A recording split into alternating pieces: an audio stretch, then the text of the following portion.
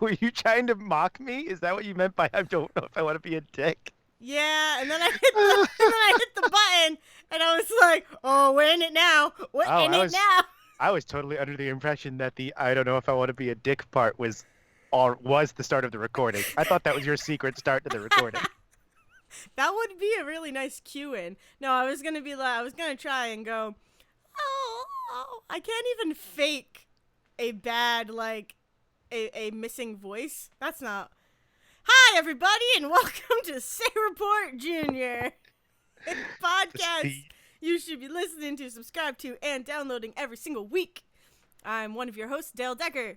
I'm the other host, Zach Sarowick, full voice and all this Yeah. week. I love Yeah. that, like, this is our E3 special, and we're starting off with we be dicks to each other. Yeah, exactly. I Oh, mean, that's I kind do of. have a question before we really get into anything. Oh, I God. do need you to pick a number between 1 and 2. 2. Okay. I realized as I said that wasn't the way I should have worded that, but hold on. Can you hear it? What? Can you hear? Hold on. Oh, no. Oh, I don't think the microphone picked that up. It sounded like a zip tie. I mean, sort of. It was the top to a Jack Daniels nip. Oh. Yeah, okay, I hear that. I just heard you guzzle it. That was not guzzling. Well, it sounded like it. It was coming out of the bottle because I flipped the bottle upside down. That was pouring, thank you. Well, it sounded like Guzzling. bubbling and guzzling. And Oh. I am not drinking alcohol today. Oh, that was a mistake. Oh. Drinking Jack Daniels? Mm-hmm. For a brief tangent, before shot? the E3, I opened a nip. I dumped a nip into my mouth. There you go. That's the best way. If I could It came out of a nips, piñata at my birthday. Look, ooh, that's incredible. Oh, I want a booze pinata. A booze yada. I want a booze yada. It was booze and Skittles. It was nothing Oh but my nips and Skittles in God. there. That's incredible. That's like the life. Oh, If man. I could drink nips, just nips all the time, it'd be great. They're so That's- easy. Yeah, don't, just leave it. Just leave That- it. Okay. Just, what were you gonna say? I was going to say, that's what alcoholics say, Dale. Oh. I wasn't going to go anywhere else with that, and I know what you're thinking. I was not. Oh my This is our video game episode. Is it? Who knows now? I was gonna say I'm not drinking alcohol because I drank enough last night, and I'm super tired, so I'm not gonna add alcohol to that mix. So I'm drinking my butter pecan coffee that I thought I ordered ice, but what came hot. Just dump it into a glass with ice. No, that's lame. I paid for the hot. They're like this. Okay. No, it's cheaper actually. Anyways, what is this? This is us avoiding talking about E3 because E3 was boring this year. That's the thing we have to admit. Yeah. Starting right off the bat, E3 was not disappointing, just bland. Well, the thing is that There were definitely like trailers and games and stuff I liked. There was just nothing. There was not a major wow factor this year. There wasn't a lot of new stuff. It was a lot of, here's an expansion for this. Here's DLC for this. Here's us gonna tell you more about this game that we announced last year, but, you know, Keanu Reeves. A lot of date confirmations. Date confirmations, yeah. I just watched like a Ubisoft highlight reel, and it's just Tom Clancy Rainbow Six Siege. Oh like, my God, it's so much Tom Clancy because they also did another Rainbow Six ad for a different Rainbow Six game. Mm-hmm. And then two different Ghost Recon presentations, one of which had John Bernthal and a dog. Which was great. That was great. the good part. Yeah, and it was like a lot of, I saw the three like quote unquote big celebrities like Keanu Reeves, John Bernthal and Mac, who I don't know his name, but thank you for saying he's Mac from Always Sunny. I don't know his name in real life. I do know the only other thing I know about him related to video games is that there was a point in which he was writing the Minecraft movie. I don't think that's happening anymore, but he was the one writing the Minecraft movie. Yeah, that somehow makes sense. Yeah. It just, it really, we made the joke early on that this like season, I'm gonna call our it's a season. It's our I call it a season. It's our second season of Say Report Jr. Uh, it's basically just the sequel season, and that's all E3 felt. Is that we're just gonna give you more of the same shit, but There's in a different way. there's a lot of reasons for that, not least of which is the fact that just like less and less video Oh, games are yes. really doing like grand new things. And the whole like the fact that like all of the indie games existed in one showcase, and it was a showcase that went by so fast that you couldn't tell half the games that were coming out. Um, yeah, it's a large part of it is has to do with that and the fact that like so many games are doing the whole like we're gonna just update one game forever thing. Mm. The other side to that is that like we're theoretically coming upon like PlayStation 5 at the end of next year. Oh yeah. Project Scarlet, whatever the hell Xbox is doing, might be coming out at the end of 2020 if they ever decide to give it a name. Yeah. So like the other part to that is that like there just aren't a lot of things being made for the current generation of consoles Oh anymore. no, They're and getting ready to switch over, and nobody's allowed to talk about the next how stuff that or they're what working they're on. doing. Yeah. Because spoiler alert, all of these people have access to like PS5s and Oh Project yeah. Scarlet things, so they can make games for them, but they're not allowed to talk about them. Hmm. So like Which that's a makes big sense. right. Like that's fine, but it's just I don't know. It makes for a E boring E3. E3 It makes is for yeah. a kind of a bland event. Yeah. But we'll see. Let's start from the beginning and kind of run through this, and we'll see. I don't know. I'm sure we'll find some stuff to talk about because there was still stuff to talk Oh, about. I have plenty of stuff to talk. Like I have a good amount of stuff to talk about. I also have like best way to describe it is criticism, but like it's just how I would want E3 to be.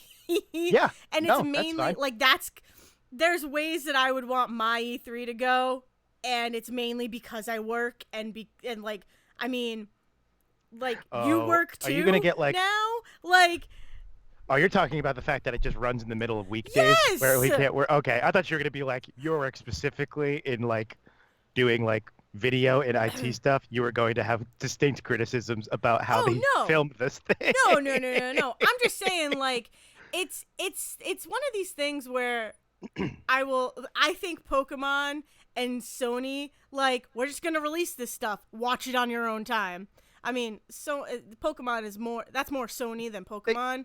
And they do make more of like a live event out of watching it when it shows up, but that doesn't change the fact that the video is still 15 minutes long that you can watch whenever you want. Exactly. Like It's not I 3 don't hours. see 3 hours. Like, there's a reason why I just watch highlight reels. I basically just need to see the trailer. I don't need to hear you talk about it. I appreciate that a lot of people have put in hours and they deserve the time, but also just let me watch shortened versions, please. Counterpoint, in the immortal words of Keanu Reeves, E3, Cyberpunk 2077. Oh my god.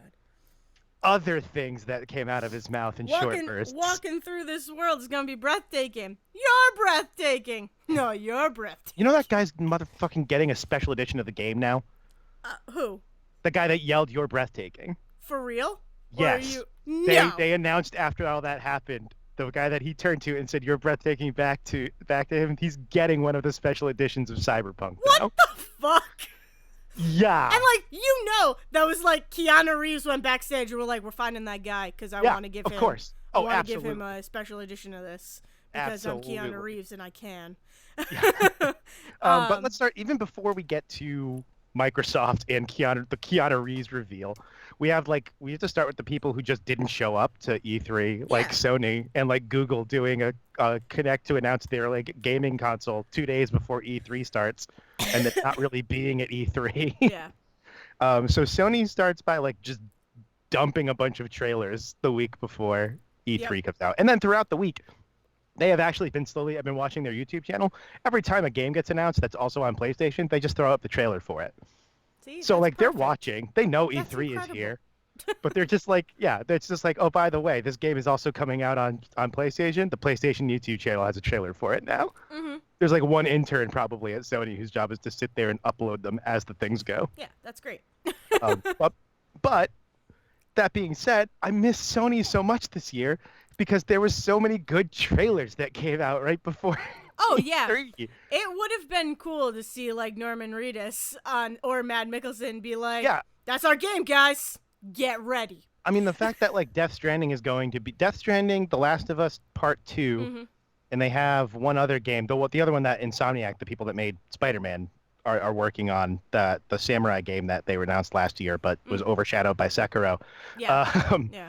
like all 3 of those are coming out before the PlayStation 5. Like those are going to be. They have 3 major releases as like to close out the PlayStation 4, and none of it was talked about this week.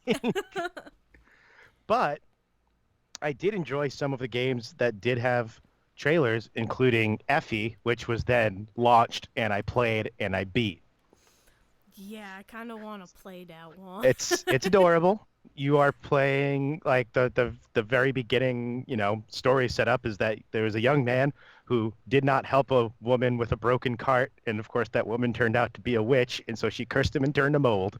And Oh, so now old man has to run around and like, so earn save everybody from the witch and earn his youth back and all that, but he does it by surfing on a magic shield and it's awesome. so it's Beauty and the Beast. Yes, basically. So the game was made by like a student team or something like that. Because Oh, okay, one of cool. the things that comes up on one of the dev screens that comes up is like the PlayStation like gamer camp something or other. So like it was like a game jam camp thing that they did with Yeah. like amateur teams and stuff like that they then published. So that was pretty cool. The game's fun. I mean, it's very clearly made by people like made on a budget and stuff like that. But it was $20, so whatever. Yeah. Um, They I get know it. They you. deserve it. I know you had fun with the AI Somnius Files Oh, trailer. I don't know if I would say I had fun exactly. More like I'm scared, but like I'm super intrigued by this. You played Kingdom Hearts with me. You know what Japanese games can be like Oh, sometimes. yeah, This I is what know. anime games are. But like it didn't even feel there was dancing and something. There was I a don't polar bear There attacking was some. a polar bear. Yeah, cuz it's basically they go into this dude's head and then the AI is definitely evil. Like if you watch her name is what was her name? It was like Anya or something. Something that had AI in Yeah. it. Ayanya or something. Like but she was like first of all, when you're not in the consciousness, she's just an eyeball. But then when you're in the consciousness, she's like this little mini person who looks like a little sprite, like Tinkerbell or some shit. And she's talking to you and she's like, why don't you go over here? No, don't go over there. And then there's like weird, I don't know. I don't know. What is she like bent over and she got pushed over or something? I don't know. remember. I watched the It trailer a was- week ago. It was so weird. I forgot about it until you just brought it up. Because I didn't know. Polar bear. There's a freaking polar bear and it doesn't make sense. That's like Lost. A polar bear will show up and eventually be explained, but the explanation will be bad. Mm. So there you go. Yeah. It seems like you basically just go into the consciousness and then I think you're getting attacked by the consciousness. Yeah, you're Of like trying to someone. clear something out of someone's head. I don't know. I don't know. Freaking weird. There was a Jumanji trailer you were particularly Yeah. excited for. The Even though it bongos. literally showed nothing. It literally just showed the 4 characters from the most recent Jumanji movie. It showed the 4 characters. It had bongos and it had the words. So I'm happy. For those who wish to They're supposedly... for those who wish to seek to find a way to leave their word behind. What? I'd get that tattooed on my body. I wouldn't. That would be a regret, I think. Everybody should regret their first tattoo, so that's your first. Yeah. Well, because it definitely would get soggy and gross because every word tattoo that I've seen, somehow the letters get shoved together. Like, they look good when they first start, but then the letters start to move towards each other. And it just Very looks weird like a concept blob. of... It's a very weird concept of how skin works. But anyway... You look at someone's, like, word tattoo and tell me it's not true. I don't know. Sejin, come here. I know you've got words tattooed somewhere. Let's see if they're soggy or gross. I don't know. there was a lot of people on the cruise who had That's because those words. people also were probably like living out in the sun, baking Maybe their bodies. they just looked. I can't even think. They looked wet. Like it looked like the words had started to run, like they were drawn on Sharpie. I've seen good ones, but the majority of them are bad. So, anyways, this is a Um, weird tangent. this is a weird tangent. I'm gonna save us with the what looked like the most terrifying VR game I've ever seen, which is Richie's Plank Experience. No, I didn't watch that. I normally don't because I'm never ever going to use or care about VR. VR, Yeah. even as much as PlayStation's going to keep trying to make us care. Um, but I decided to watch this trailer, and I wish I hadn't because it's just you're standing on top of a building on a plank, and you can fall off the plank and off the building, and it's like every anxiety fear I've ever had. Like, why would I put myself into that? Why would I strap? I don't go on roller coasters. Why would I strap myself into a VR headset and look like I was about to fall off a building?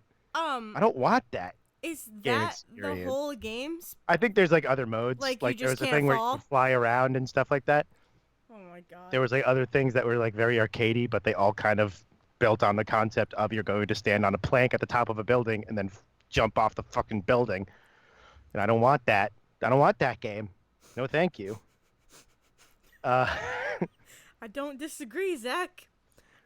and lastly, I guess the last thing from I don't know if this is just on Sony on PlayStation or if it's going other places, but we got a release date for that Control game from the people that made Quantum Break.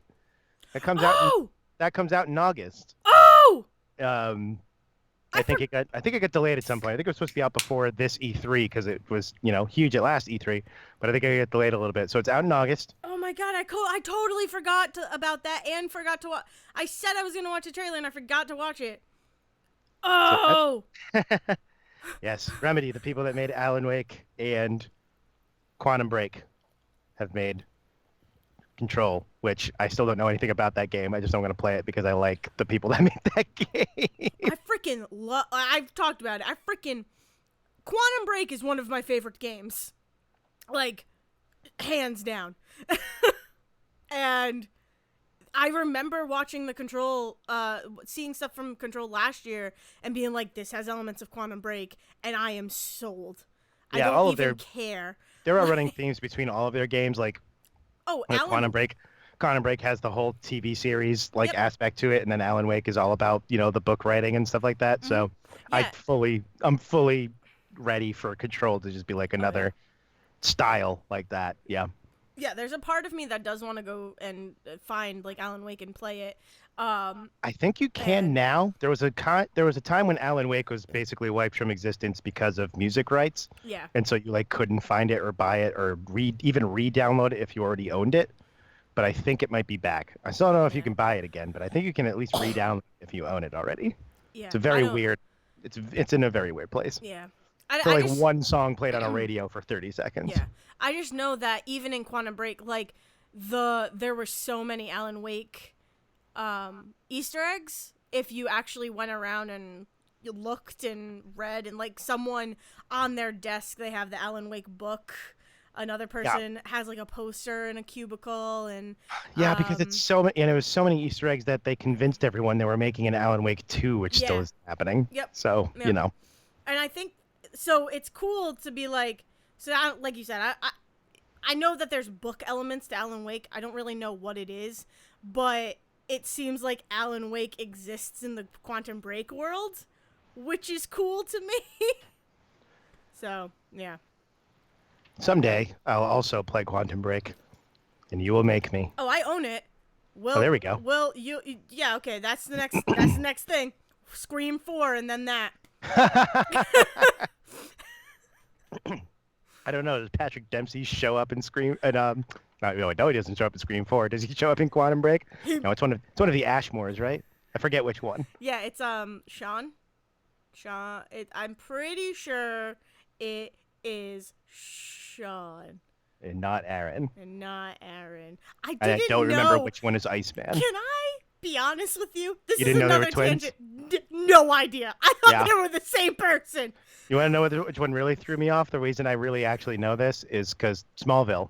Um, one of them is in the first season as like Freak of the Week bad guy, Yeah. and then and then the other one comes in and plays Jimmy Olsen for the second half of the Oh series. my god. Yeah, I think I saw Sean tweet something, and his Twitter handle is like not Aaron, and I was Ha! like, what the hell? That's What are you very talking good. about? That's And then I very good. went to his Twitter. Yeah, because it was whoever played Iceman.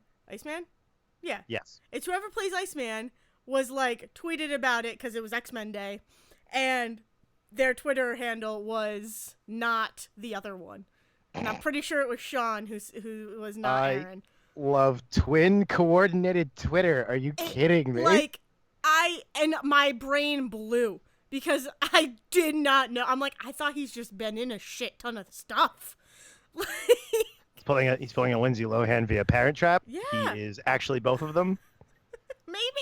Have we I seen just them in the know same room together? I just know that one of them is in Cadet Kelly, God. and he's great. Anyways, yeah, you need to quit play. You need to play Quantum Break. I will put it in the list. Top of the list. So amidst all of the Sony stuff going up, Google finally gave us some idea of what the hell Google Stadia is going to be. They're Did like, they though? Because like you guys seemed not. here's the problem. I got a lot out of the Discord, and it was a lot of what the hell is going on. We don't know. Because here's the problem. Like you said, all of this stuff is happening also while we're all at work. So what happened We get was bits and pieces. even before the bits and pieces, a few days before the Stadia Connect, because of course they're going to just rip off Nintendo. Before the Stadia Connect, they sent out like a press release to people that was like, here's what we're going to talk about. Get ready so that as soon as the thing ends, you can put up your stories and shit.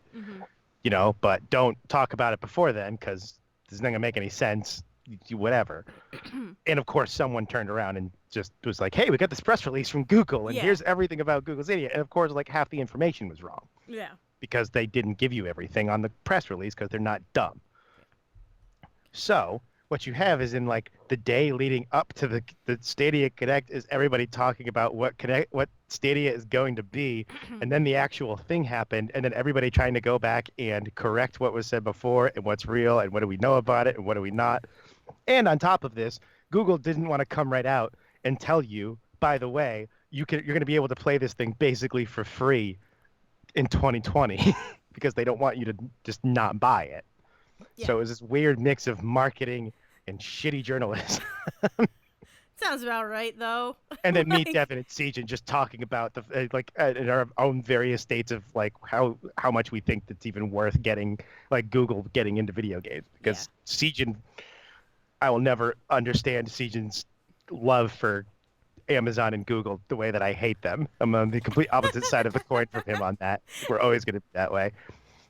He's going to be so mad at me later when he's like, I don't love them. But you do, though. You're the one that defends Amazon and Google every time I get mad about them. So I have tried to do my research and get an understanding. Okay. Here's the deal. Okay. Baseline. Yep. What Google is doing is basically doing a streaming console video game console. By which I mean you will not have an actual console you have to buy and put on your table, or you don't have to like have a high-end PC. They are literally going to have a massive server farm that you will connect to with your user account, and that's like your console. So you can theoretically, through even a crappy computer or a laptop, or I think they said the new Google Pixel phones that are coming out, and also through Chromecast, you'll have the ability to sign into Stadia and like play games that you bought through Stadia. Because they will have the buying option. Everything is up to buy. Here's the first problem with that. It's actually not that you're buying the game.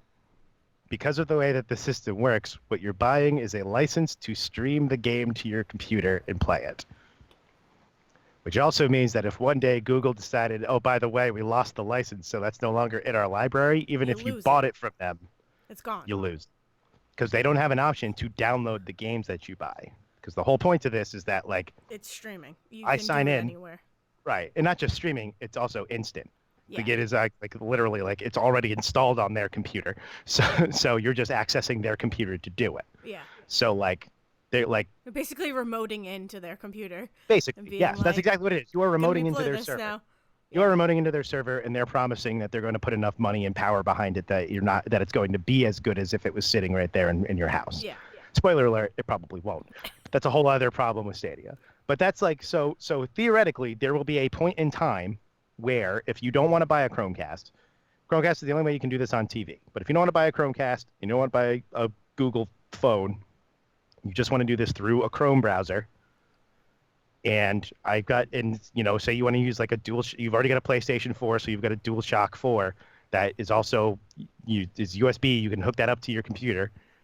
You can then theoretically log into Stadia, buy a game off of that, and access it. And that's as much money as you need to put into it as the $60 you paid for that game, Yeah. or whatever. They haven't actually said prices yet. There's no reason to think that Google would try to discount that shit beyond the regular retail price, though. So I go in, they've got Assassin's Creed Odyssey available. I pay $60, and with my DualShock on my PC, I can now just play Assassin's Creed Odyssey in like all of 5 minutes. Yeah. Cool. But again, there's that problem where if all of a sudden Ubisoft tomorrow then tells them, oh, by the way, You don't Google get this Stadia no no longer has the rights to let you remotely stream that game. That's gone, and you're just out that $60. Like, there's no plan, as far as we know, for Google to refund you if that happens. Yeah. I mean, there has to be. So many people would be Well, like the idea in an is that uproar. the Like, idea is that there's also no reason for Ubisoft to pull that license. There's not Yeah. like Ubisoft gets the money as soon as you gets whatever money, and Google gets whatever money once you pay for it. There's nothing. The only reason that it would actually stop is not because Ubisoft pulls that license, but it's because Google decides one day that Stadia isn't popular enough and just shuts it down. yeah, exactly. And then they're definitely not giving you your money back for that. No. So, like, that's the big fear with this sort of setup is that, like, Google might one day decide that Google Stadia is just another Google Plus and pulls the plug and it's gone. Yeah. Yeah, this is like, I mean, this is a bold, because like you said, this is really Google's introduction into gaming. Like, you guys need, this is a lot. This It's is a lot on the line.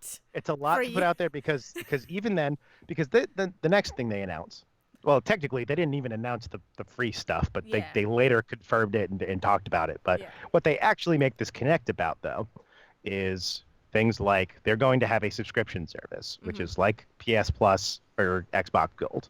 Yeah. And again, because they kind of talked about there being a subscription and didn't really give a lot of detail in the days leading up to it, everybody started assuming what they meant was every game that Google Plus is going to have available, if you pay the $10 It was a gonna be month, free. you get to just Play. or the $10 a month, like not free, but I Yeah. mean like you pay like what if I paid my $10 a month to PS Plus, I get to then play literally every PlayStation 4 game no matter what. So more like PS Now. That's what PS Now was, but even then that's not every PS3 game, but like same concept, which Yeah. was I spend $10 a month to Sony, and then I get access to this entire library whenever I want to play it. And then Google had to come out and be like, well, no, it's going to be certain games. There are certain games that will be buy only, probably newer ones. Yeah. And they're also not entirely clear on what you will have immediate access to the second you start paying them $10 a month. Like, Yeah. I don't know if there is like a set number to go or if it's just the first couple of games. We don't know. It We don't just know seems because Google very- didn't say. Yeah, it seems very murky and like Yeah. not a full, and it probably is. I mean, I don't know exactly the timeline events, but it probably is like, oh, someone just leaked a bunch of stuff. We need to just get this out and talk about it now. Right, like the stuff And it's that gonna like be there's probably stuff that they weren't even planning on having to answer questions about yet that are Exactly. now questions because of this. Yeah. Exactly. So So yeah, it so just seemed unprepared. so November this thing is supposed to launch, Yeah. but only the subscription side of it. The free version doesn't launch until 2020 Which because they want Ugh. everybody to be what they want. I can tell you because from a marketing standpoint, it sort of makes sense. One, you get to boost your numbers. it's just- Literally everybody that buys a Google Stadia like starters pack is going to be a subscriber now. So they get to say they have so many subscribers for the first 3 months. Oh yeah. And theoretically, if what they're offering in that first 3 months is good enough, when that 3 months ends, people decide to keep paying. Like that's a good way to get people in and like get word of mouth out there and Yeah, stuff. it's gross. But well, capitalism Kind of. is It's what it is. Yeah, I mean, it it's is. gross, but it's It's capitalism. what Like they have to do. so I mean, that comes with the $60 Stadia controller, the yeah, $70 like highest end version of a Chromecast, and then also the thing with that's the paying the starter pack. yes, Okay. the $3 subscription, also a $3 subscription that you can like give to a friend, Oh. which I don't know how that works when I don't think the non-Stadia controller support doesn't Okay. launch yet. I don't know. Yeah. Huh. That's also part of it is I don't know when that part starts because Weird. they make it really unclear that you do not need a Google Stadia controller. Yeah. Like I was under the impression for like a week that the Google Stadia controller you had to get that no matter what, so it was always going to be at least a $60 buy-in. And then I finally like sat down and watched the Google Connect thing, and they were like very quickly they were like, oh yeah, you can use the Google Stadia or any other supported controller Yeah. just through Chrome. And I was like, wait, what? Wait, go back and explain that. Nothing. It's impossible to find on their website. It's nothing. Yeah, that's just Such like a pain. yeah, that's So they're very purposely keeping that murky. yeah. So like, and then you're also going to get like a free copy of Destiny 2 with the latest expansion that comes out later this year as well. Like, so you're going to have the most up-to-date version of Destiny 2 that is theoretically yours, that if you drop the subscription, you still have access to Destiny 2 because they're giving you that copy through like the buy copy, not the subscription copy. Yeah. God, it's so weird. And on top, so yeah, so weird. So they've got like a bunch of games that are going to be available that have like come out in the last few years. That seems cool. There's newer stuff that's going to be coming to it. There's no reason to think that like anything that would become out available for PC wouldn't also go to Stadia unless it's like one of Epic's exclusive bullshit things. Yeah. But we don't know. We don't know because then on top of this, they're like, so we're going to have all these games, but we don't want to tell you all of them because also these other people are going to tell you, like EA has like a deal with them, but EA wants to tell you when the Stadia is coming, and like Ubisoft wants to tell you when the stuff is coming. Yeah. So it's just like, I don't know. I don't know if it's worth it. I guess we won't know if it's worth it until November, and I don't know if enough people are going to think it's worth it to buy into it at first for them to support it until I've decided it's worth it. At this point in time, no. At this point in time, like you explaining it to me, no. I have zero interest in this. Like that starters pack is $130. It's not bad compared to what you would buy for all of that stuff separately. Yeah, but I couldn't tell you buying that stuff separately would be worth it, let alone buying a discounted package for it. No, it's so unclear and so new that like I can't just be all about it right now. Like, and that's kind of the fault, like the drawback of Google like doing this big of a thing as like their really first entrance into the video game market. It's like you need to build up to this kind of thing. Like if people people trust Pokemon. Here's the thing. Like if Pokemon were to do something like similar to this, and the Pokemon Company were to do something similar to this, and it was super, super murky and like no information. They basically gave all the same information that Google gave. People would be buying into it like today. Hell, people paid into Nintendo Online, even though it was kind of crap, and it still hasn't gotten much better. And people are still paying into it, expecting it to get better. Exactly. People people still trust Nintendo. People trust Sony. People trust it's such a big thing to just get all of these there's watching the Ubisoft highlight reel again, the guy who plays Mac, again, don't know his name in real life. He was like, if there's one thing this community can call on, it's bullshit. That's not even the first time that came up this week. We'll talk about that with Bethesda too. It's just, you can't be this murky about a brand new thing and expect people like day one to be about it, because it's just not going to happen. It's because it's tied up in Google's like bullshit about how they're going to be the next big thing of this or that, and they're going to innovate this or that, when in reality they're not innovating shit. They're just like the one thing they're doing differently is the actual like streaming part of this. Otherwise it's just a basic ass game console. But they can't just Yeah. come out and say, like, the pitch for this is we're giving you a simple game console, Yeah. but you have to be online only because of the streaming part to it. But it gives you all of these savings and still gives you access to these games. That's the simple pitch to it. But Which is instead, they want to cool, come out but and tell you that they're changing the face of gaming. yeah.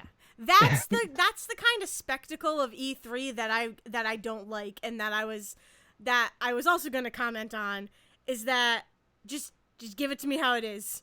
Do not make it this show and tell. Like, I get that you got to get people excited, but it's video games. Video games are inherently going to get people excited. Right. There's a way to get people excited because you're excited with them versus getting people excited by throwing a bunch of shit at them and see if they'll take it. Exactly. Yeah. Exactly. And I have more to talk about on that subject when we eventually get to the Apex stuff. We're actually going to get to that next because EA is the next thing. EA is the next one, right? Yes, EA is the next thing. I got a lot of spectacle-esque things to talk about when Good, it comes that's to actually the Apex.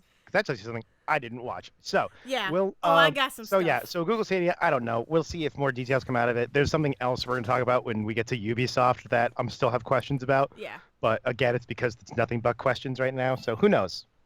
Who knows? Yeah. So then we get to the EA thing. Yep. EA, who really decided that they were just not doing E3 this year. What they're doing, what's really weird is they've been doing EA Play, which has not been like at E3 for a while. Like they would still show up to the conference itself and do like a booth, but this whole EA Play thing has been separate from E3 conferences and stuff like that for a while. So the fact that they were like made a big deal out of pulling out this year, I think they were just copying Sony. Yeah. But what they didn't do was do like a big old presentation at the start. And then do a bunch of streams later, which is what they usually do. They instead split their time up by game. Yeah. So they started with Jedi Fallen Order, which the new Star Wars. I did not freaking watch because I kept meaning to and just forgot. Here's the thing. So there's a trailer that is then played later at the Microsoft thing. Okay. That's actually pretty good. Mm-hmm. The problem is that the 14 minutes that they showed you of like gameplay and stuff is like the most. I mean, obviously it's going to be an early level because they don't want to give away story stuff, but it is the most basic ass level. Like it is not at all like an exciting level to watch because like it's on Kashyyyk, a planet everybody already knows. It's on. Yeah, everybody knows. It's the home of the Wookiees. It's the home of the Wookiees. Okay. It's like here's the thing. In every Star Wars game and every Star Wars story, if you're going to Kashyyyk, it's because Wookiees have been enslaved and you're going to free them. And guess what? Wookiees are enslaved. And you're going to free them. So this whole game takes place right after Episode 3 and after the Order 66, where like the Jedi are being hunted. And so you are one of the last Jedi out there. You join up with the first start of the rebels, the early of the rebels. This is I think they said like 3 or 4 years before Rogue One. Saul Guerrero shows up in this. Forrest Whitaker is in this game, his character from Rogue One. So this is like at the time when he is still part of the rebellion before he has gone like completely off the rails and been like kicked out of the rebellion for being like too crazy. Yeah. Where we meet him in Rogue One and stuff like that. So he's there, and it's like.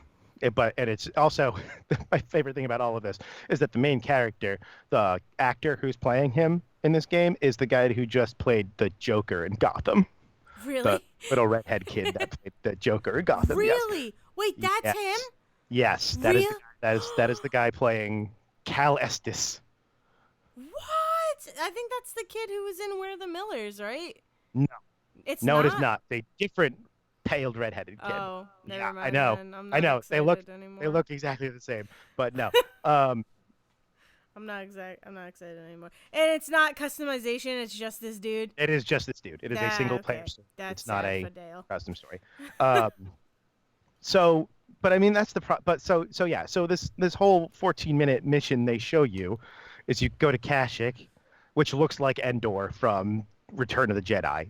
This whole thing looked like just Return of the Jedi. That's what I think is why it was so boring, because you're in a forest.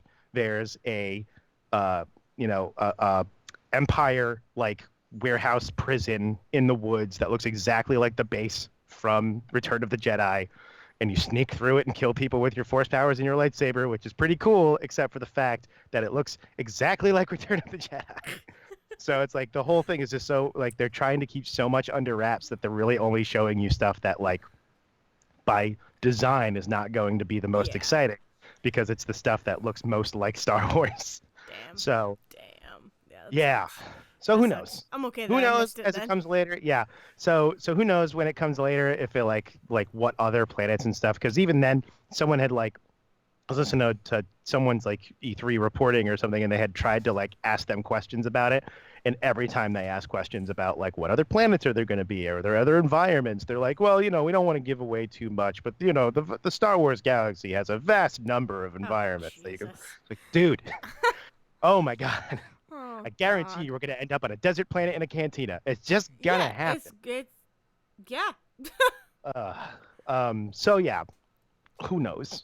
It's still going to be a good game. I mean, the people making it made Apex and made Titanfall. Oh, really? It's Respawn. Huh. Yeah.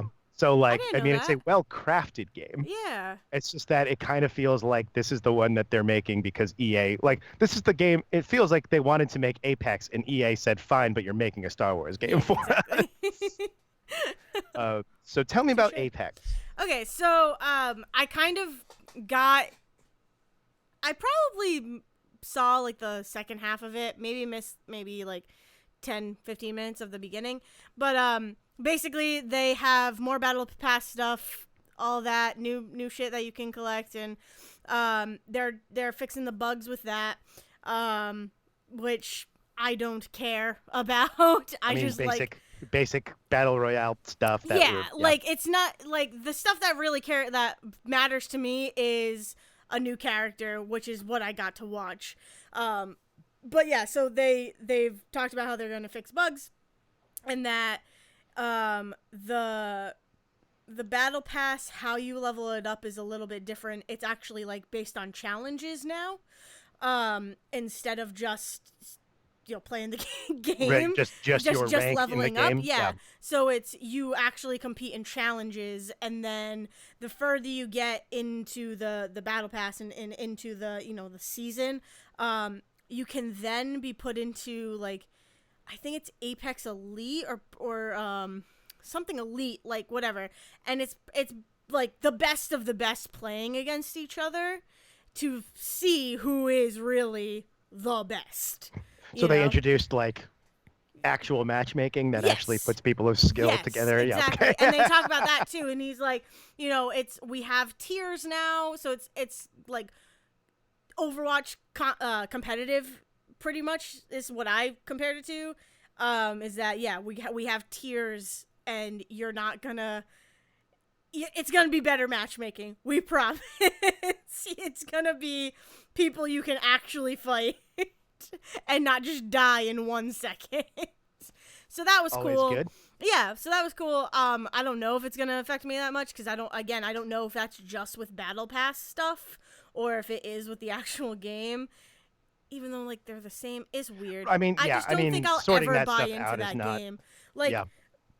the cosmetics in that stuff, they're cool to look at, but I don't need any of that stuff because I think the base ones that you just get through playing are cool and like really good looking. So cosmetics and whatnot, I'm never gonna pay real money for.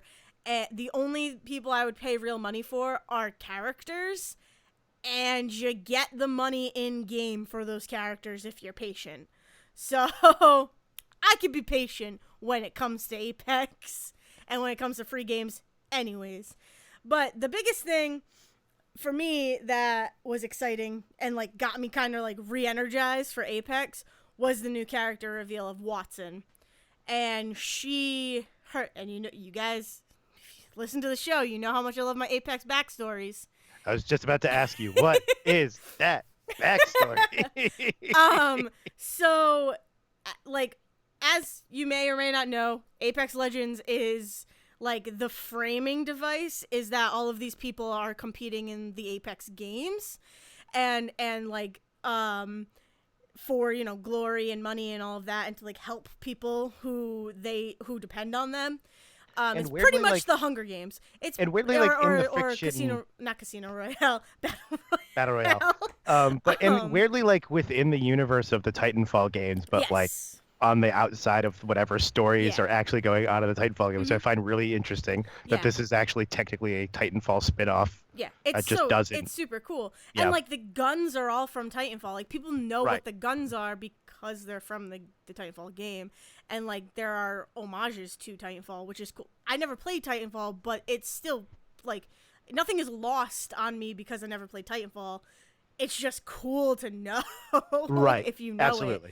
it. But so basically Watson and her dad built the arena for the Apex games. Okay, see, that's what I thought it said because I was scrolling through. They did like a full-on lore video Yes. for this, so Yeah. I was like scrolling through that as I was trying to get through and Yeah, it made me tear up. get all I'm the not gonna info. lie. I cried again at an Apex Legends background. It's fine.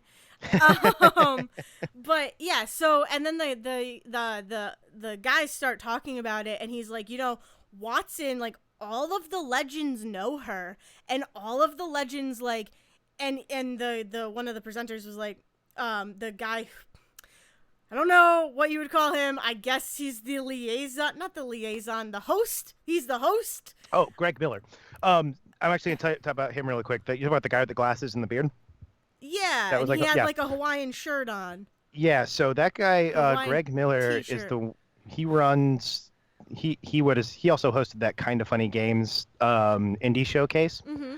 And Kind of Funny Games is like the brand that he works under, where he does like a podcast under that and a bunch of like game news and stuff. Yeah. The woman from last year, the redhead with the glasses that was like really good at hosting that we had talked about, Okay. Yep. is his co-host on that, and Oh, actually was supposed to be here doing that, and she ended up having like emergency surgery Oh, this jeez. week or something. She's fine. She like tweeted about it, but Yeah. he was like filling in for her. The I show's actually supposed to be her this whole got weekend. stuff to say about him though.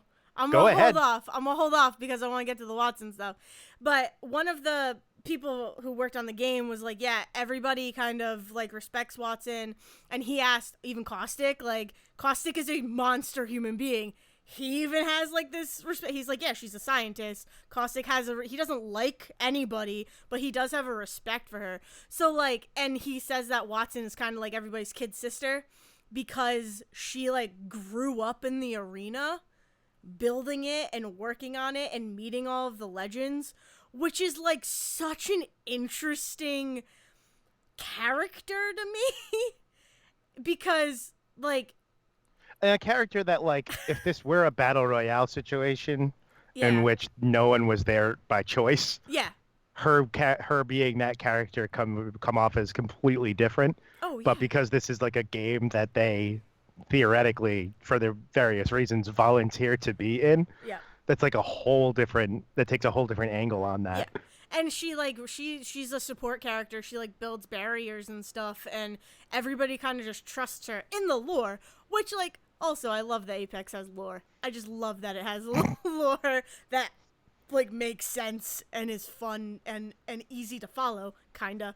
But yeah, it's just this character, just thinking of her growing up and like learning little things and knowing things that other people don't know. Like I can create this whole story for her in my head, and I love that. So that got me really excited to get back into Apex and like earn my, because she's definitely gonna be, you have to buy her. You definitely are gonna have to buy her. So like yeah. it's gonna make me want to work towards getting her. So that's exciting. And it seems like they're working on other map stuff, which is exciting. That would not surprise me because that's usually that's because they have to do one of two things. They either have to come up with a different map, or they have to do the Fortnite thing, which is that they start running in seasons in which major map changes just happen through story and stuff like that.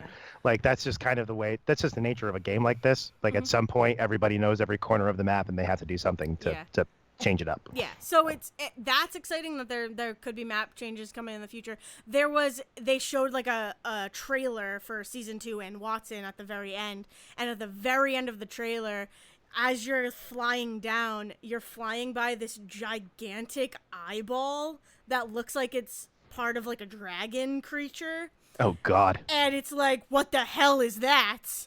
I need to know everything about that because sign me up. Like, this is exciting for like everybody. But yeah, so I'm happy that I'm like re-energized. I just haven't been able to play Apex, since it got all of this got announced. It just made me excited to play Apex again, because I definitely fell off playing it. But Oh yeah. I love that it's one of those games where it's like, yeah, I can just go play now, and I don't care if I die. I don't care if I suck. It is just fun to be in that world for some time, and like fun to watch people play it and like be good at the game. Dale's gonna get into watching Apex streams. By the way, I was already. Quick correction, just because I had to look it up to make sure. The host actually changed on me in the middle of the stream. So the guy that's doing the Apex section in the Hawaiian shirt is not Greg Miller. Greg Miller's the guy that did the Jedi Fallen Order section. So different guy with glasses and beard. Yeah, so I'm now, like, the stuff that kind of pissed me off in the Apex Legends announcement, the guy who is hosting it, don't know his name, didn't catch his name. He's one of these hosts that I'm like, I don't believe you play video games. I don't believe you've ever touched Apex. Like, I don't believe you picked up a controller, because the whole time he's just like, yeah, where my lifeline mains, where I'm a lifeline main, blah, blah, blah, lifeline. And I'm like, you read one name and was like... Which is funny, because I'm looking at him right now. That is Alex Golden Boy Mendez, who is one of the most recognized esports commentators. Yeah, and is also a commentator for NBC's The Titan games. So he's a professional commentator. I don't know if he is. I don't know if he is a video game player. It's just and he could probably play video games. That's fine.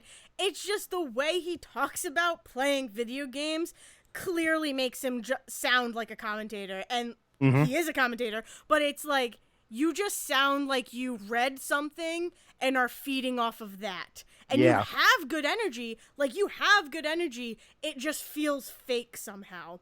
And it's kind of distracting when you like hype up this game.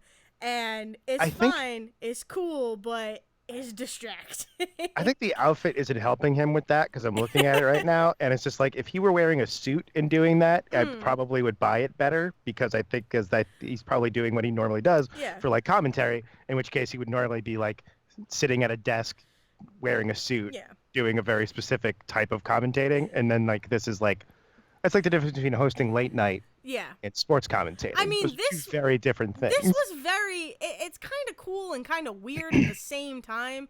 This was a very casual, like, explanation of Apex. Like, it felt like they were just chilling out talking about what's coming on, which is cool, and it should feel that way, but it felt forced. It's like, we're gonna try and be casual because that's so cool, and we're not just these suits talking about this game. Like, we're like you guys. We play video games. We know what's up. And it's like, but weirdly I don't enough, believe you. I mean, that theme is also going to come up later, because Bethesda is great at this.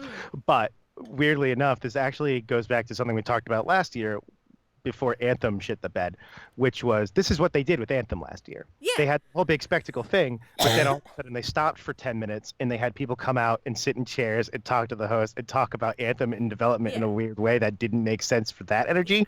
And this feels like their attempt to make that their whole thing, but they still don't know how to do that without doing their big grand thing. Yeah. So like, this is like the step 2 to that process. Yeah. And what made it even, like, the whole experience, the whole like spectacle, or the whole announcement even more cringy is, and I think I wrote this in Discord, when they were talking about Watson, one of the artists was like talking about her, and they do, on the screen behind them, it is a slow pan of Watson's design, right? So it's like starting up top, and it's like a slow pan, like showing, because her design is very much, I carry everything I need on my person. And so it's just easier that way. Right. Everything I can grab. So like, and she uses like electricity powers, right? So you have to have her look like she's in rubber suits, and like she has, you know, conduits and stuff around her. And they do a slow pan, and I'm like, she looks badass. She looks awesome. And they do a slow pan, and they get to the crotch. There it is. And the artist of one of the artists on the game was explaining her design and stuff, and I was like, this is cool, I'm down. And then he stops and starts laughing when they get to the crotch shot. And I'm like, dude, you need to act like you've frickin' been there. You're the one who probably helped design this, and that makes me feel super uncomfortable. Like, it just makes me uncomfortable. Ah, damn it, EA. Yeah. Damn it. Like, it really did. It really made me more uncomfortable than I should feel watching a female character get described by Guy.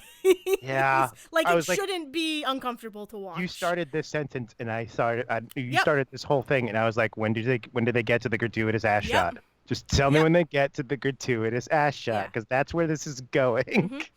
And it's like, dude, it's so, it just made me like, come on, Guy. Like, you need to act like you've been there. You are on a stage where millions of people are watching you right now, and you're acting like a child.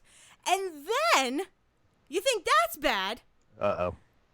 Then they keep going, and they're talking about her abilities, and she's able to make, like I said, barriers, right? And she can build, you know, like poles, and they, whatever. She builds barriers and whatever. She Fortnites. Pretty much. Like, like she puts up poles, and then they connect to each other with like this force field, right? And you can put out 12 of them. He's explaining this, and he's like back to talking about how everything is on her person, and he's like, yeah, so you'll be running and she'll be able to pull it out.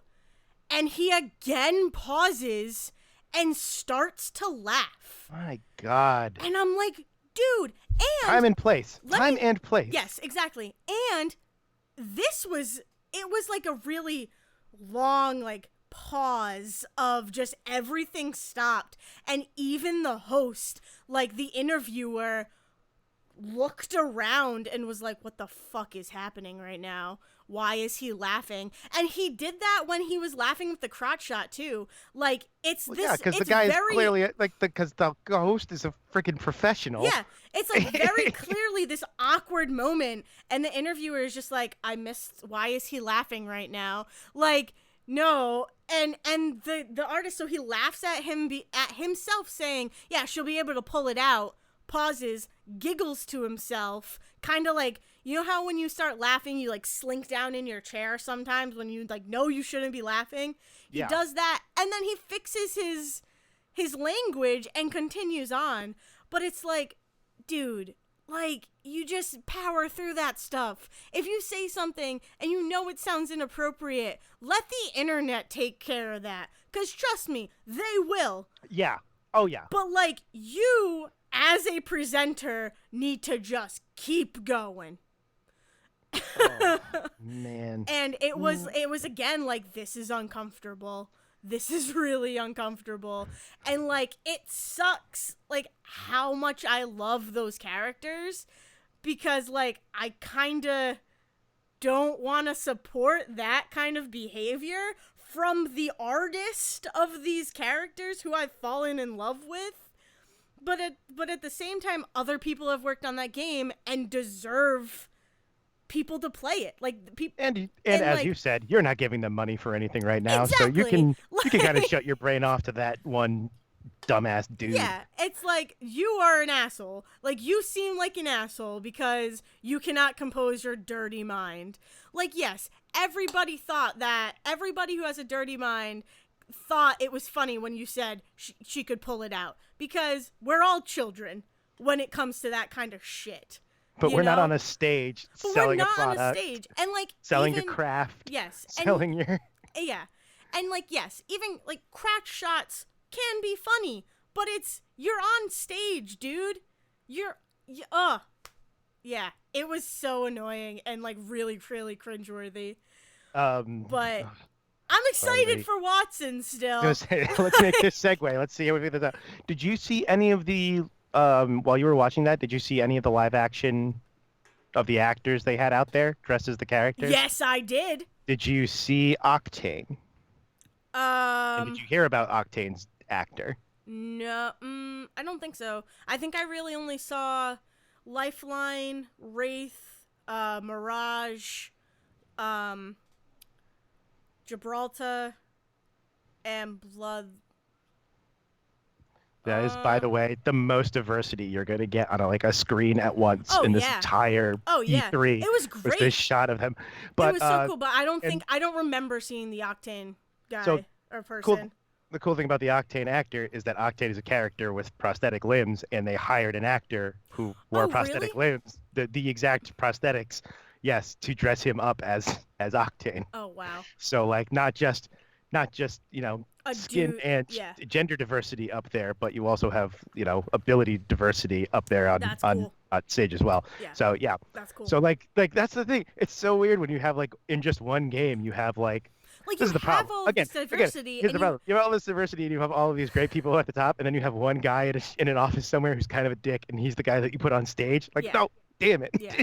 Yeah. Like, here's the thing. Dirty minds, like I said, we all have dirty minds. We all can make those jokes. Like, it's part of the world. It's part of the world. Not when you're giving a presentation. Yeah. You reel exactly. it back. So, yeah. So then we move on to the bastion of professionalism that is, I say that like I'm about to insult them. It actually is the bastion of professionalism, is Microsoft. Microsoft had their conference, and Yeah. like, you're talking about people that have been in the game for so long now, like they have this thing on lock, how Oh, they yeah. do this. Um, Phil Spencer. Phil Spencer's a name. The guy that like runs Xbox, every time I hear his name every year, I think they've made it up. I forget that he's a real person. Because Phil Spencer is the name you give a character. Yeah. Phil Spencer is the name that like Mac from It's Always Sunny would give his character in the TV show he's doing. Like, oh man. But Microsoft basically tried to sell us on their new console that's coming, but the console they haven't named because they clearly weren't expecting to have to talk about this Oh, until no. Sony went and announced the PS5 No. on them, and then didn't show up to E3, which is like, how do you not, as Xbox, come out and talk about your next console if Sony's going to announce the PS5 and then dip? Yeah, Like, Yeah, it would not look good. so we got our vague talk about Project Scarlet. Yep. Also, initials PS. Yes.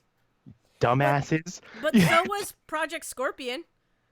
Oh my God, I forgot that the Xbox One was Project Yeah. Scorpion. Yeah. Oh my God. Like, I thought of that today, or I thought of that the other day, and I'm like, they've always been doing PS. Well, not always, but 2 years in a row, it's been a PS acronym. So they're also Yeah. going to try and get into the whole streaming thing. Yeah. The way that Google is. I think PlayStation is going to do that too with the PS5. So that's like that's just a new thing that's going to be something we all have to figure out. The biggest problem with that, which I don't think I talked about with the Stadia thing, is that if you've got like bad internet, like most of this country, or if you've got data caps, Yeah. you're pretty much screwed if you've got an internet reliant console like that. Yeah. So we got like a vague talk about that. That was nothing. I mean, it means nothing until there's a name for it and it actually comes out. Yeah.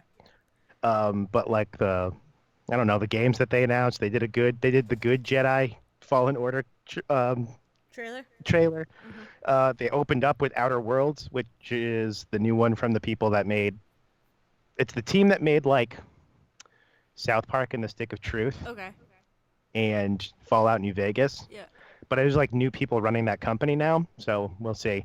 But I find it funny. It's the same thing I'm going to laugh about with Cyberpunk, which is that it's an entire game that's supposed to be about how corporations are bad, and it's opening up Microsoft's E3 press conference. Yep. So See how it goes, yeah. but then after that was Bleeding Edge was announced, which is another new 4-on-4 like Apex slash Overwatch hybrid. Oh, That I by don't way of think I like saw that. the game design is like kind of looks like Borderlands as far as like the cell shaded characters and stuff go. I don't Okay. know. So we actually see people play it. I haven't decided, but it's got like an old lady. That seemed kind of funny. It's got a one of their characters is an old lady with a gun. That's kind of fun. I did not see this, I don't think. Um, and there's a new Minecraft game coming. This is Ugh, all boring. whatever. That's all boring. That Minecraft game would be more interesting if it were coming out 5 years ago. Yeah. Because the fact is, like, there's a long time ago, they should have started doing new things with Minecraft instead of just making Minecraft forever, Yeah. and they kind of missed their chance. So now, whenever anything Minecraft related comes out, I just roll my eyes. Yeah, because Um, it's like, yeah, okay, we're done with you. There's better versions of you now for the people who like Minecraft. What just happened? knocked something over. Did you fall? Nope, I just knocked something over. It's fine. Did you knock over Mr. Mime? No, I did not. Not Mr. Mime's upstairs. Mr. Oh. Mime doesn't live down here where I could step on it. I thought you just traveled everywhere with it. God. That's my partner Anyways. Pokemon. He's definitely your partner. Then we get to Cyberpunk 2077, Yeah, we do. a game that should make me more excited. And I got So- excited at the end of this trailer, but here's the problem.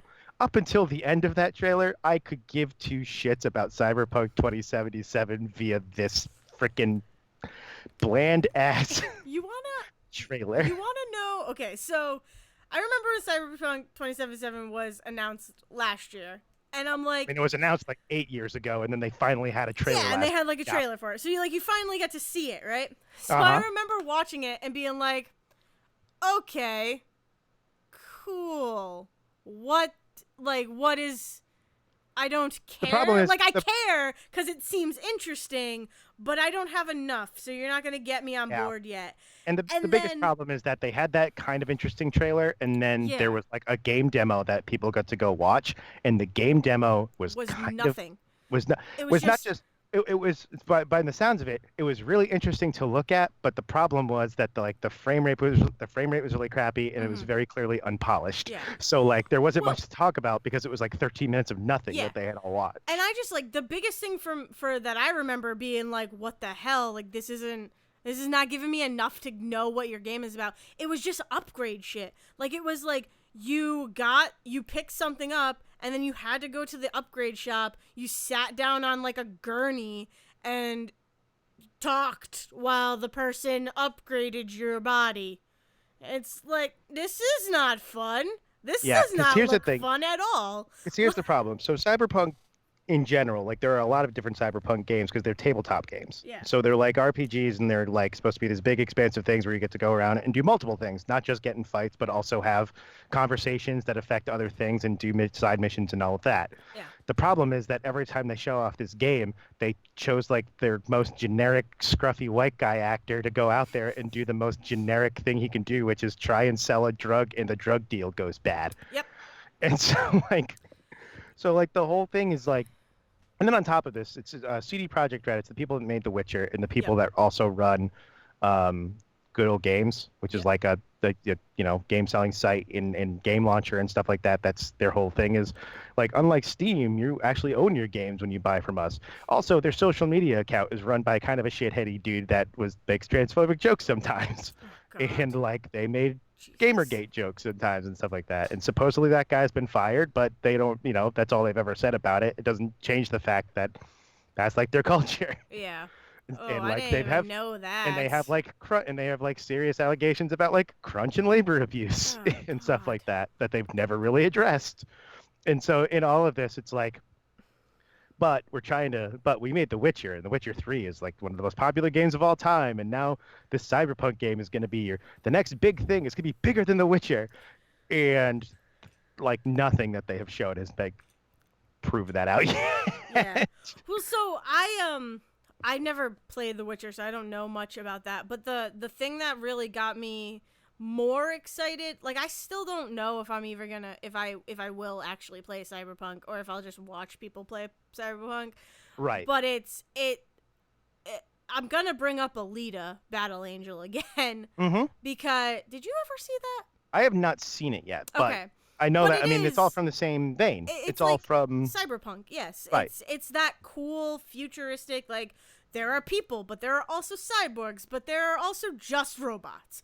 And then Like and like we all live together in this and then on top of weird that, there's world. like, and that's the just the like aesthetic level of it. But Yes. then there's also, I mean, there's a reason that punk is at the end of that. Is that Yeah. supposed to be a whole thing about like anarchy and government Oh yeah. control and Yeah. corporate control and Mhm. who you are as a human being versus like, are you still a human being? If Yeah. you replace a bunch of things in your body, Yeah. does that just make you more who you really are?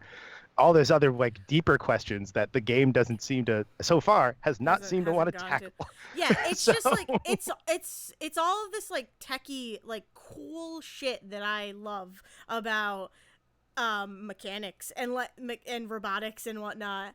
And it is very punk rock and like okay, I'm down. And seeing Alita like made me even more excited for this kind of world. I didn't even think of Cyberpunk 2077, but then watching the trailer this like a couple days ago, I was like, okay, this like I feel like Alita. I feel like Alita could show up any minute and kick these people's ass.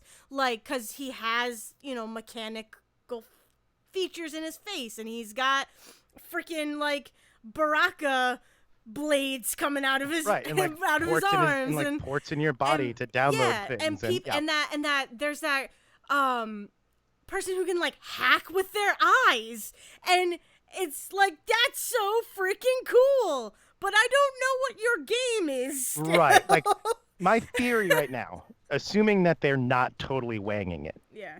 my theory is that everything that we have seen is just like early on set dressing stuff to Yeah. get you into the game, and Yeah. that like the rest of that game starts to then turn it around and like start going into why some of the shit is bad Yeah. and stuff like that.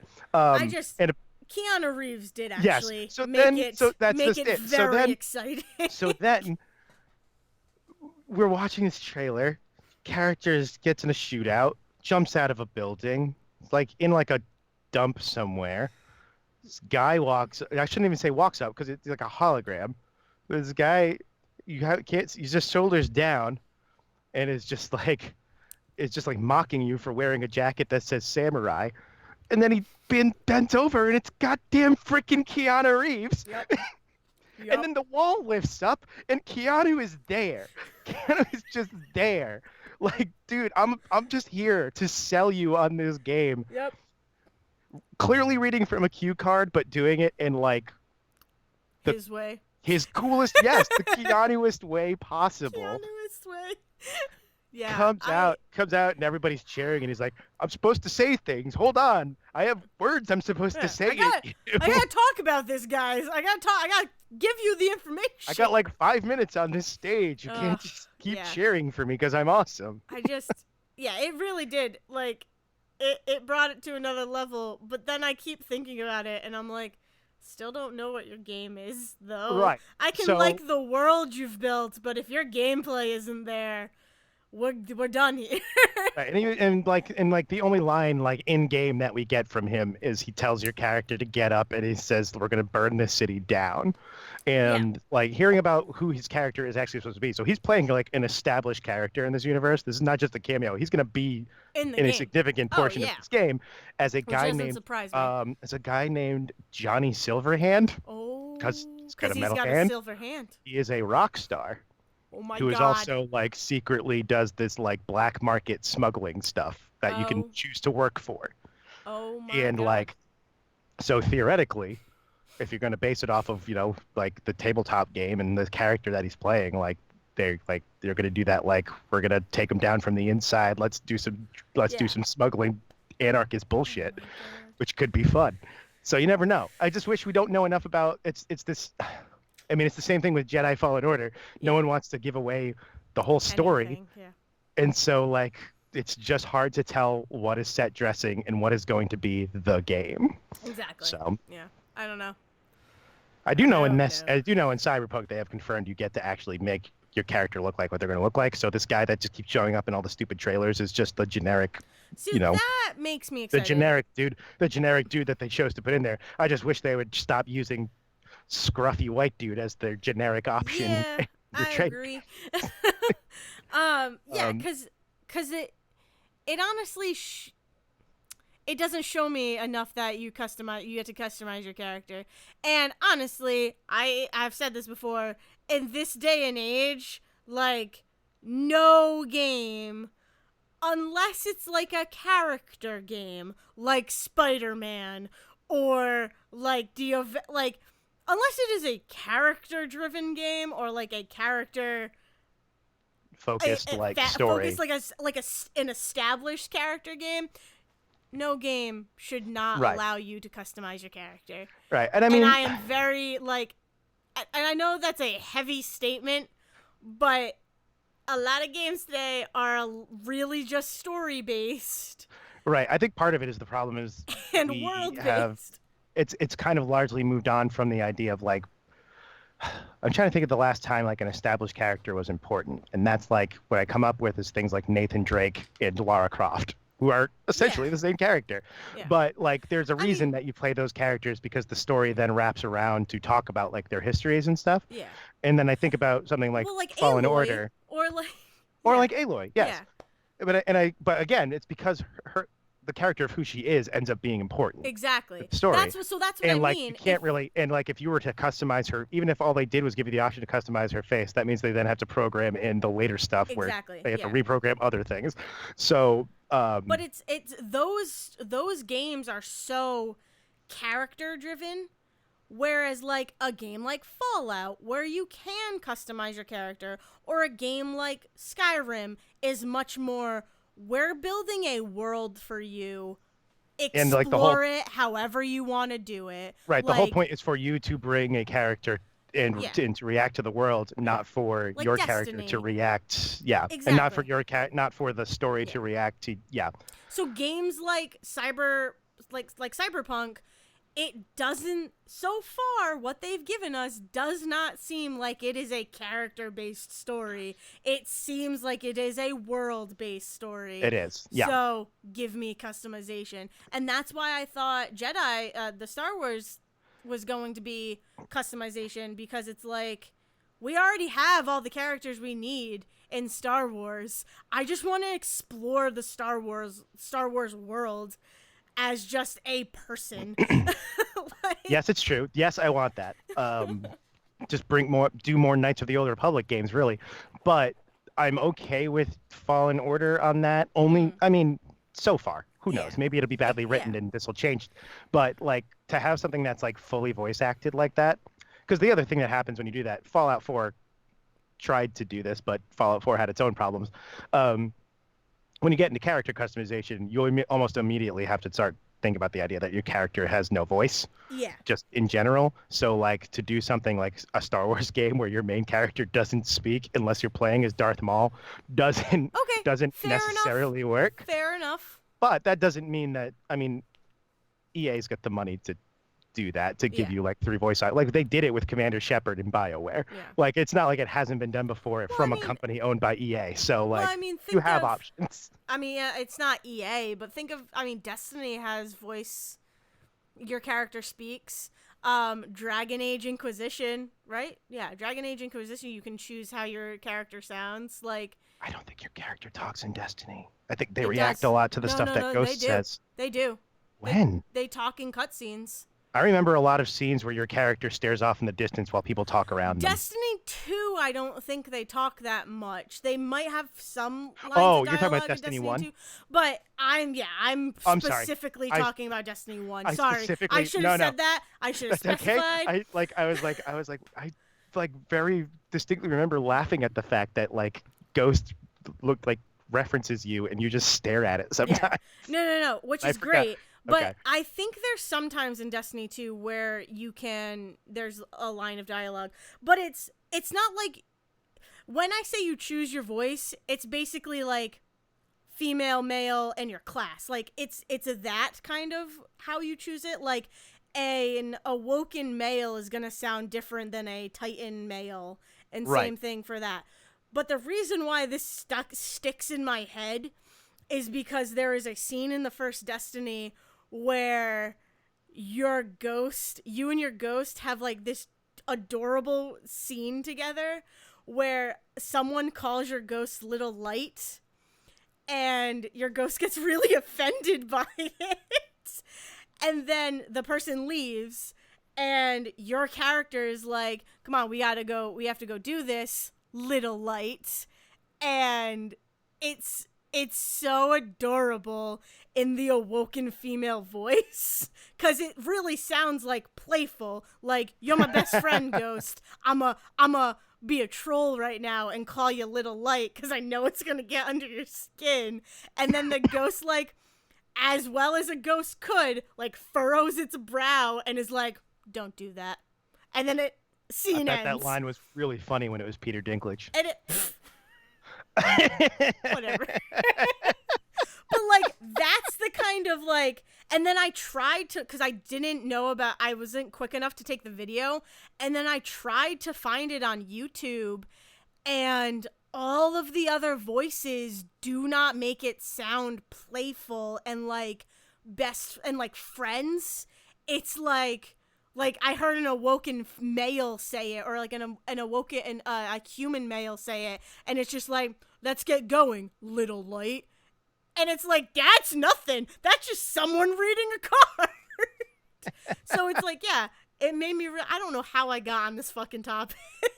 Because character voices. I mean, yes. No, you're still on topic. Don't worry, yeah. You have not actually gone that far okay, off good. of what we're talking about. But it's like, yeah, that is cool. Right, and that's it. That is it. When and you that can is in have itself voices attached to your character. Yeah, and that's an RPG challenge that people just in general have always been trying to figure out, because it's like, you want the player, if you're going to give the player that much customization to, like, bring the character into the world, you don't want to then undercut that by giving them, like, dialogue, like, limiting your dialogue options or something in a way that you can't, that it doesn't sound like.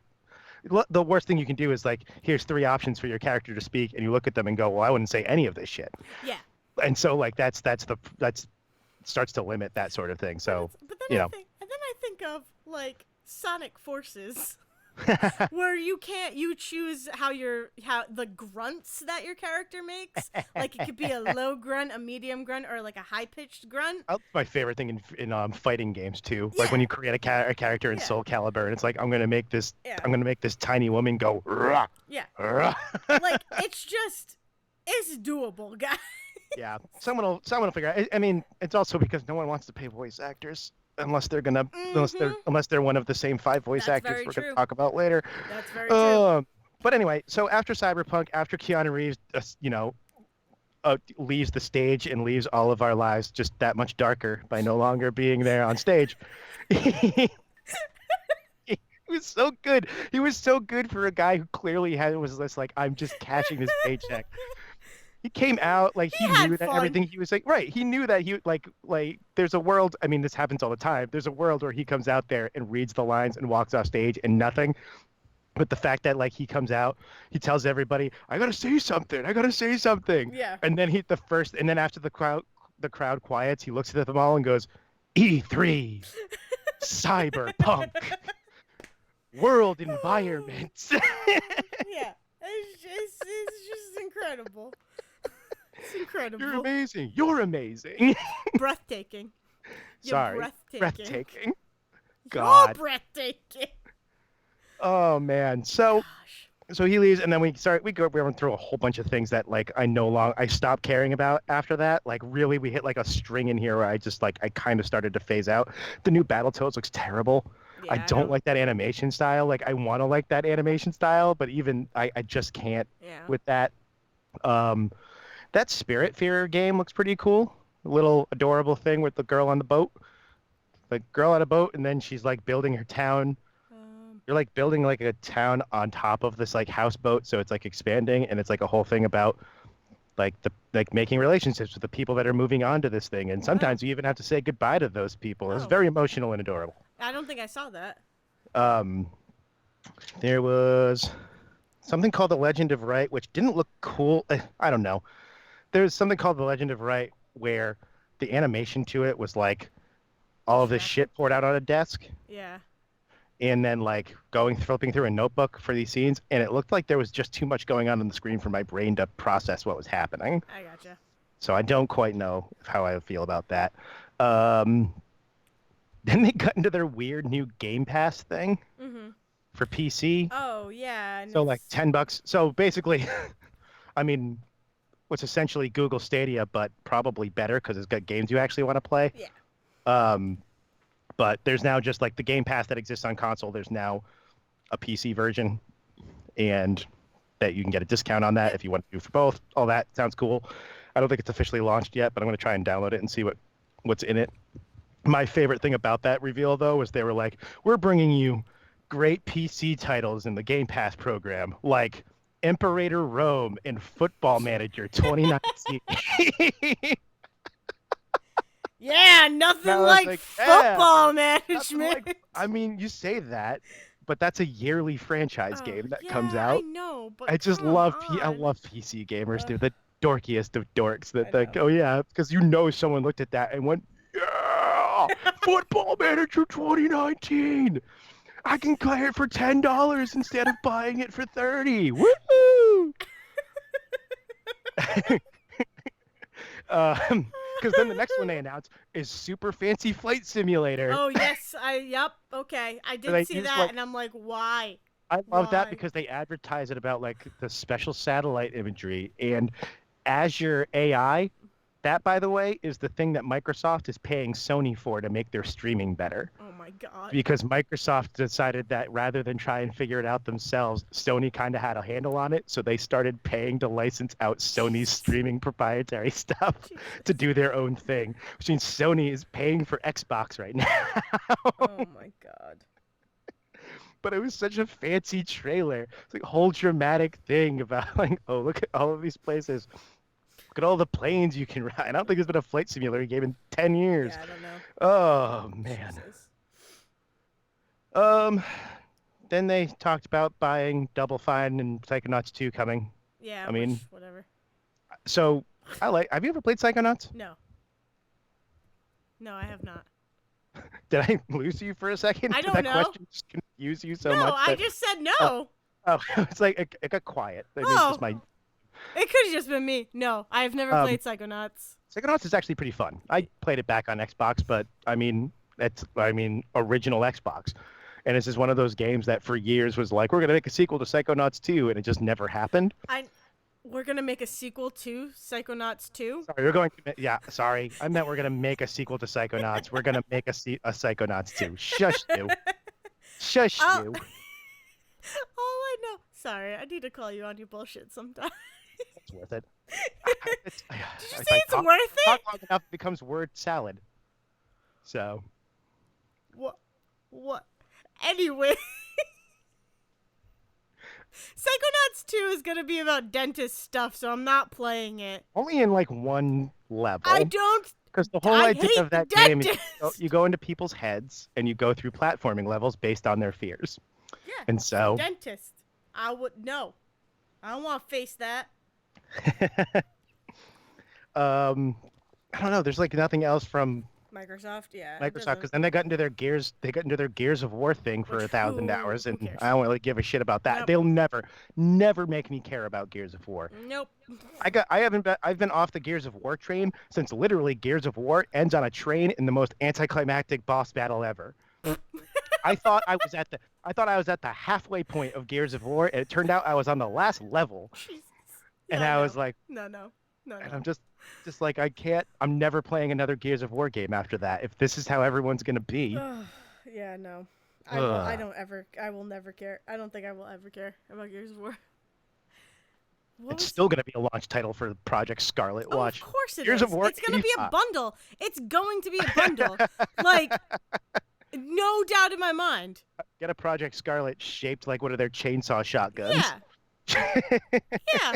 It's gonna be ridiculous. Play our Funko Pop mobile game based No. on Gears of War. Nope. No, thank you. Cause why? It's stupid. Yeah.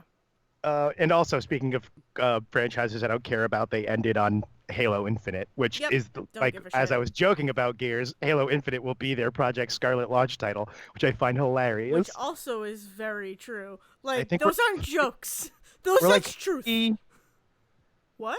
we're like 3 Halo games into people who stopped caring about Halo a long time ago, right? Like No, people love Halo. Are you there was kidding Halo me? 3. I thought like after Halo 3 there was like one good one after that, and I thought like Halo 4 was okay. Halo 5 was hated. If I'm basing it off of the people who used to come into GameStop and would like shit their pants over Halo and Gears and all of those games, This is why no, I'll never people this is freaking love Halo still. this is why I'll never understand like Call of Duty fans either. Yeah. People who buy Call of Duty every year confuse me.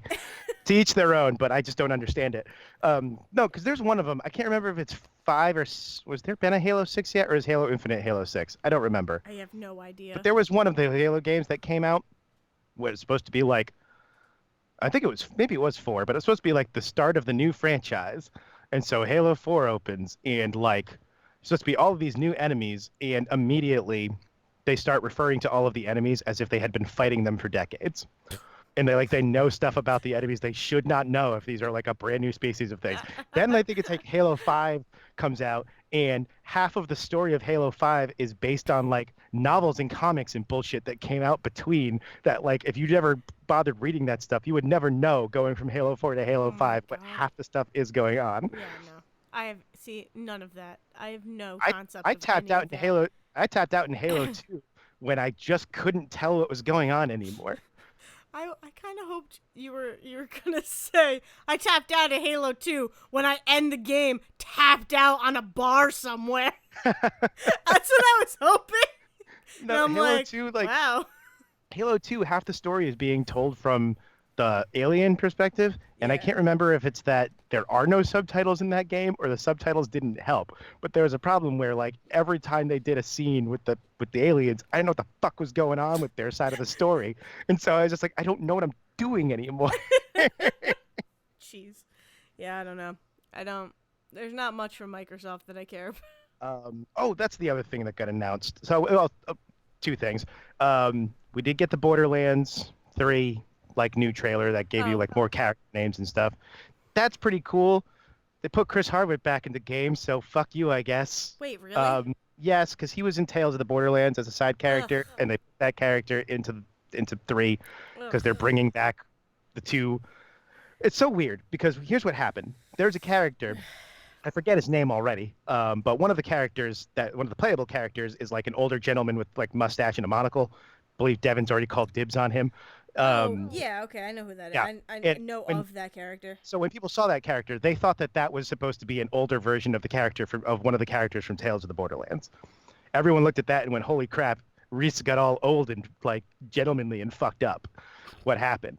And then it turns out, no, this is a completely separate character. But Reese and the woman from Tales of the Borderland, who are like the main characters that tell the story, are in the game as like quest givers, because that's what Borderlands does.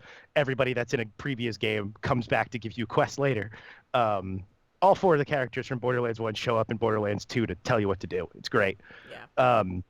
So they're back, and then they're like, oh, of course, if we're going to bring them back, we got to bring back all the side characters from Tales of the Borderlands, and that includes Vince, Ugh. voiced by Chris Hardwick. Ugh. It's like, God damn it. That's, So I don't know how often he is in the game. I don't know how long he's in the game. I don't know what his role is, but yeah. gross. Ugh. Ignoring that, though, Mm. at least the characters look cool to play. Yeah, I haven't seen anything. I haven't watched anything of it. Look real cool. It's a big old Beastmaster dude. It's just a big old guy with like a space tiger following around or Oh something. my god. That looks cool. The Siren also looks awesome. Okay, sweet. I love the fact that what they also announced is there's a new DLC for Borderlands 2 that is the story bridge to Borderlands 3, and it is free until Oh, July yeah. 8th. So if you have Borderlands 2 in any fashion, people who are listening, go get that before July 8th because it's free. After that, it's like $15. Yeah. So, but I always forget because the story trailer opens with this that the whole thing with the sirens is there's only supposed to be 6 of them in like the whole universe, and you're now playing the 3rd one because there's one in every game. So Oh. Oh. I don't know if there's one in the pre-sequel, but there's at least one in the 2 main Borderlands games, which means you're playing now half of the sirens in the universe. That's crazy. So that's interesting and cool. And God damn it, I just wish there was a way to erase Chris Hardwick from that. He can go work in an office somewhere in a corner this is the thing. People always talk about like canceling people, like, oh, so they should never make money again. It's like, no, he just doesn't need to be a public figure anymore. Yeah, Never said no, that. no. Like, Chris Hardwick can just not be on TV in things anymore, Yeah, and no. I would be happier. Yep, Um, agreed. and the other thing that they announced is the new From Software game, which is amazing that they're moving this quickly. Usually, From does not work this quickly, but I think they were developing the two at the same time. It's a game called Elden Ring, which is also being made with George R. Martin, who is still not writing books anymore, apparently. Oh my This god. is what he does instead. Is that the wait? Is that the Game of That's the guy Thrones that wrote guys? Game of Thrones. Yeah. Okay. Yeah. Good for So me knowing shit. so he's like consulted with the lead creative director at From. I think I forget his name. I want to say Miyazaki, but I know that that's the Studio Ghibli guy, and I don't know if they just have the same name. But but the guy that is basically creative director on all of the From Software games and George R. R. Martin have worked together on this. And the best story about this is that it was leaked 2 days early because someone dropped their phone. Someone who worked for From like dropped a phone out of their pocket, and the person who picked it up, like an asshole, apparently went through it. It was like, oh, hey, what's this weird trailer on this phone? Oh my God, it's Oh the new my From Software game. And then took a god. video of that with their phone and put it on the internet. Holy shit, that's incredible. That's incredible. so so everybody knew that this trailer was coming. Why wouldn't you just text it to yourself? Why would you take a video of the phone? Dale, I don't know. Okay? I don't know is the answer. But I don't know is the answer I'm going to give and you. then you delete the text. I really have no idea. I don't have an answer for you. I know, I'm sorry. I just that Why would you do that and not just hand the guy his phone back and just wait 2 days? Well, I if don't you're know. gonna be a dick, you should do it correctly. That's all I'm saying. Someone also pointed out the last thing about Microsoft in the Halo Infinite trailer. The Halo Infinite trailer is like a dude trapped in space, and he like finds Master Chief floating in space, Oh my god. and like wakes him up, and then Master Chief like does that cool badass I'm gonna jump out of the back of the ship and land on the planet thing that he's done in every game since 3. Halo 2 literally ends with him jumping out of the back of a ship and like launching himself toward Earth. And so the Halo 3 opens up with that. And like every Halo game since, Oh my god. they have made that like the shot. Yeah. But someone was like, so Master Chief got his life saved by this dude and he just abandons him in space to go jump out the back of his fucking ship. What happened? I mean, that's what you do. That's what you That's do when you're a space marine. When you're got Master one job. Chief, when you're Master Chief, that's what you do. You got one job, John. What? Not a joke. That's his name. Really? Because that's, again, another big reveal, which was either Halo 3 or 4, when Cortana finally says his name, and it's Oh my fucking John. God. Yeah. Whatever game decided they needed to make sure that it's not subtext anymore, Cortana and Master Chief are definitely mind-fucking. Jeez. Okay. That computer lady definitely loves Master Chief. Oh yeah. And chose that form for him or something. I might be making that one up. I honestly don't know anymore.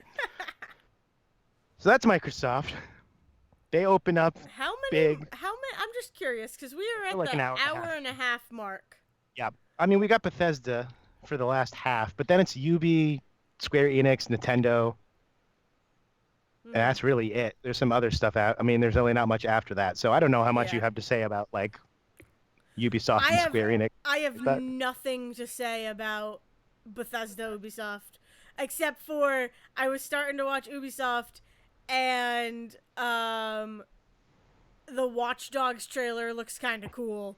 Okay, we can get to that too. So that's here's the like thing. all like I have nothing to I have no leverage when it comes to leverage. Yeah, I have no leverage when it comes to Bethesda Ubi. You have no skin in this game? I have no stance when it comes to Bethesda Ubi Okay. and Square Enix. I mean, you might bring something up that I didn't watch any of them. Okay, well then we'll Nintendo's talk where I'm about. gonna shine. There's definitely one in Bethesda that I'm going to tell you about, and you should go find. Oh, there's but, one in Ubi too that I wanted to talk about, but we can get there. So, as I look up this person's name, I'll jump into Bethesda. Bethesda did what they always do.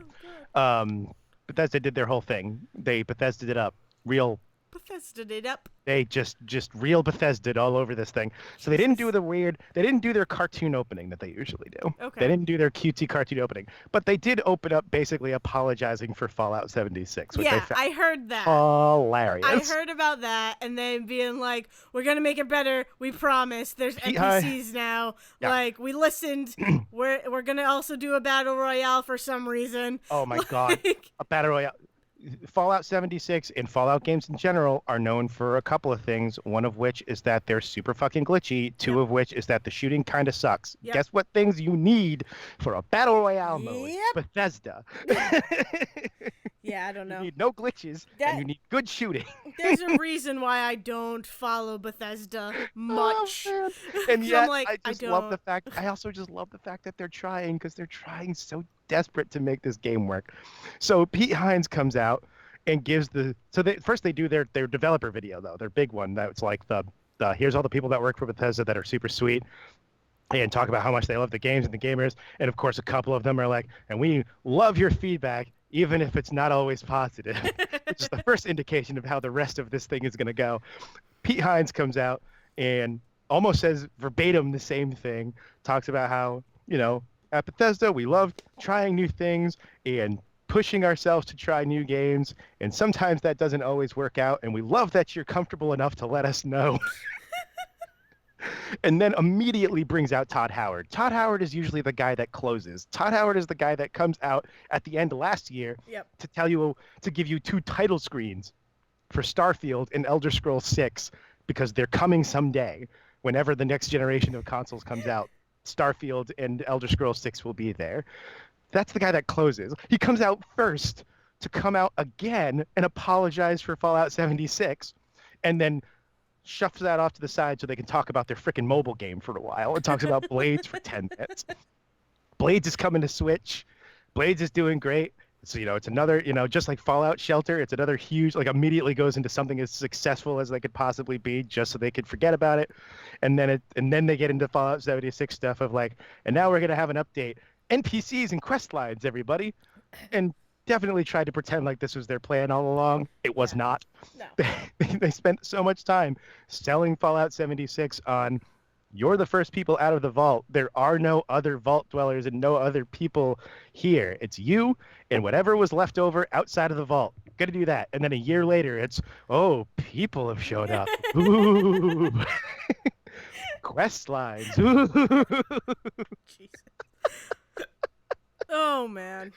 Oh, it's gonna be it's such a shit show, and yet I'm going to download it and see how that works. I'll try it.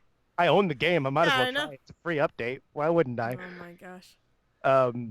But then they get into what might be the best thing that happened at any press conference, besides the dog. The dog. Someone pointed out that there's like a holy trinity to this E3. It's Keanu Reeves. It's the dog. And then it's this woman that comes out to talk about a game called Ghostwire Tokyo. Oh, yeah. Okay. Ghostwire Tokyo. Yes. Yes. So, Ghostwire Tokyo, made by Tango Games, who made the Evil Within games and a bunch of other stuff. Yeah. So, guy that made the Evil Within games was the guy that was like the creative director on, the lead director on Resident Evil 4. He went and kind of disappeared for a while, and then comes back with Evil Within. That kind of flops, but then he makes Evil Within 2, which is amazing. And apparently, the whole time he's been doing all of this, he has had this assistant with him, this Ikumi Nakamura. I got her name because I needed to make sure it was right. This quiet woman comes out on stage, guys, talking about this new game they've been working on and how he liked working on Evil Within 2. This quiet girl comes out, and he says, she was the main director on this game. I'm going to let her tell you about it. Yeah. And the best monologue of the second fucking conference comes out of her mouth as she starts talking about how they like making spooky games.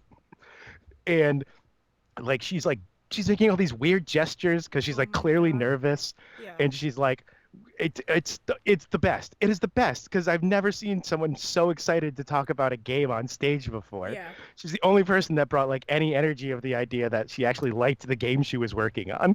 Aw. And they talk about her background at some point. There's like an interview with her and like talked about how she spent like her whole childhood just basically watching Hellraiser over and over. Oh my god. And like she loved working on like Evil Within and Evil Within 2, and she did like concept art for those. And so she's been working in like horror for years. And so she's making this weird game where people are like getting raptured in Tokyo or something, where they're Yeah. like disappearing, and you got to figure out what's going on. Yeah. And they show this trailer, like, this weird body horror shit going on, and then this comes back to this smiling woman who's just so happy to tell you about her spooky, spooky game. Yep. I remember, yeah, and so now I need to watch that because I remember seeing some like there, yeah, because I texted you guys and I was like, I really wish the stream we're watching wasn't talking over that Ghost Wild trailer, Ghost Wild Tokyo trailer, because that looks legitimately interesting and like I'm weirdly excited for it.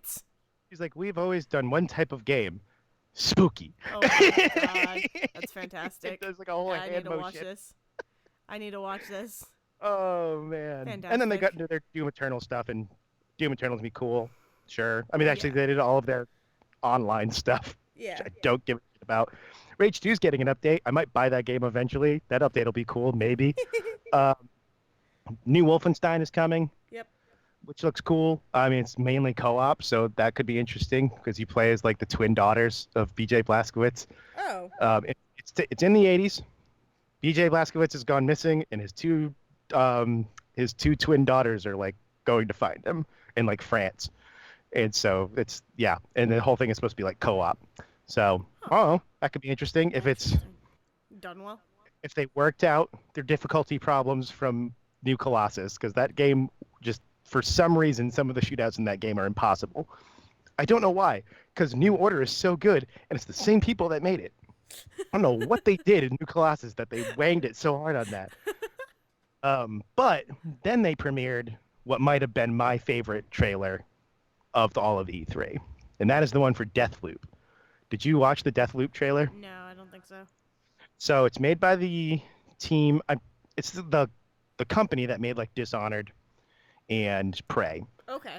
So this is Arcane Lyon, the one in France. I don't know if it's the same. I don't know which other of the other games they worked on because they've got like two different studios. Yeah. But Deathloop is the story of two assassins who are caught in a like live die repeat situation. Ooh, okay. Where every time they kill each other, they keep killing each other and then having to redo it all over again. And so the game is basically, I mean, they gave you this was all like a CGI trailer. There's no like, they didn't tell you the exact story to it, but it kind of looks like you're just going to pick one or the other and just hunt each other down back and forth until like, as the story goes. Cool. And you're just. Live, die, repeat. Edge of Tomorrow, please. Please. Please. Whatever. Edge of Tomorrow. Live, die, repeat's a better name. No, it's not. It definitely it's just is. a line. Edge of Tomorrow is so good. I love that movie. Anyways, that sounds really interesting. And the other interesting thing, here's the other great thing about this. First off, it's two black protagonists, which did not come up for the rest of the freaking conference.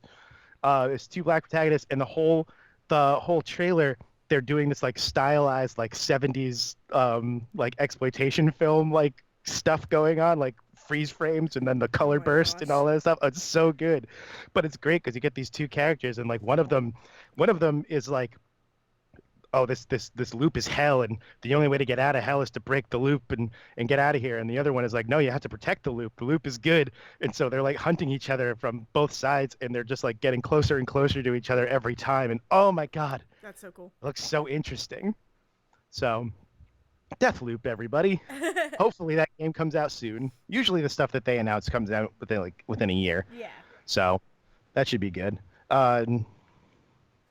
That Devolver did their weird shit, but it was weird. That's all it was.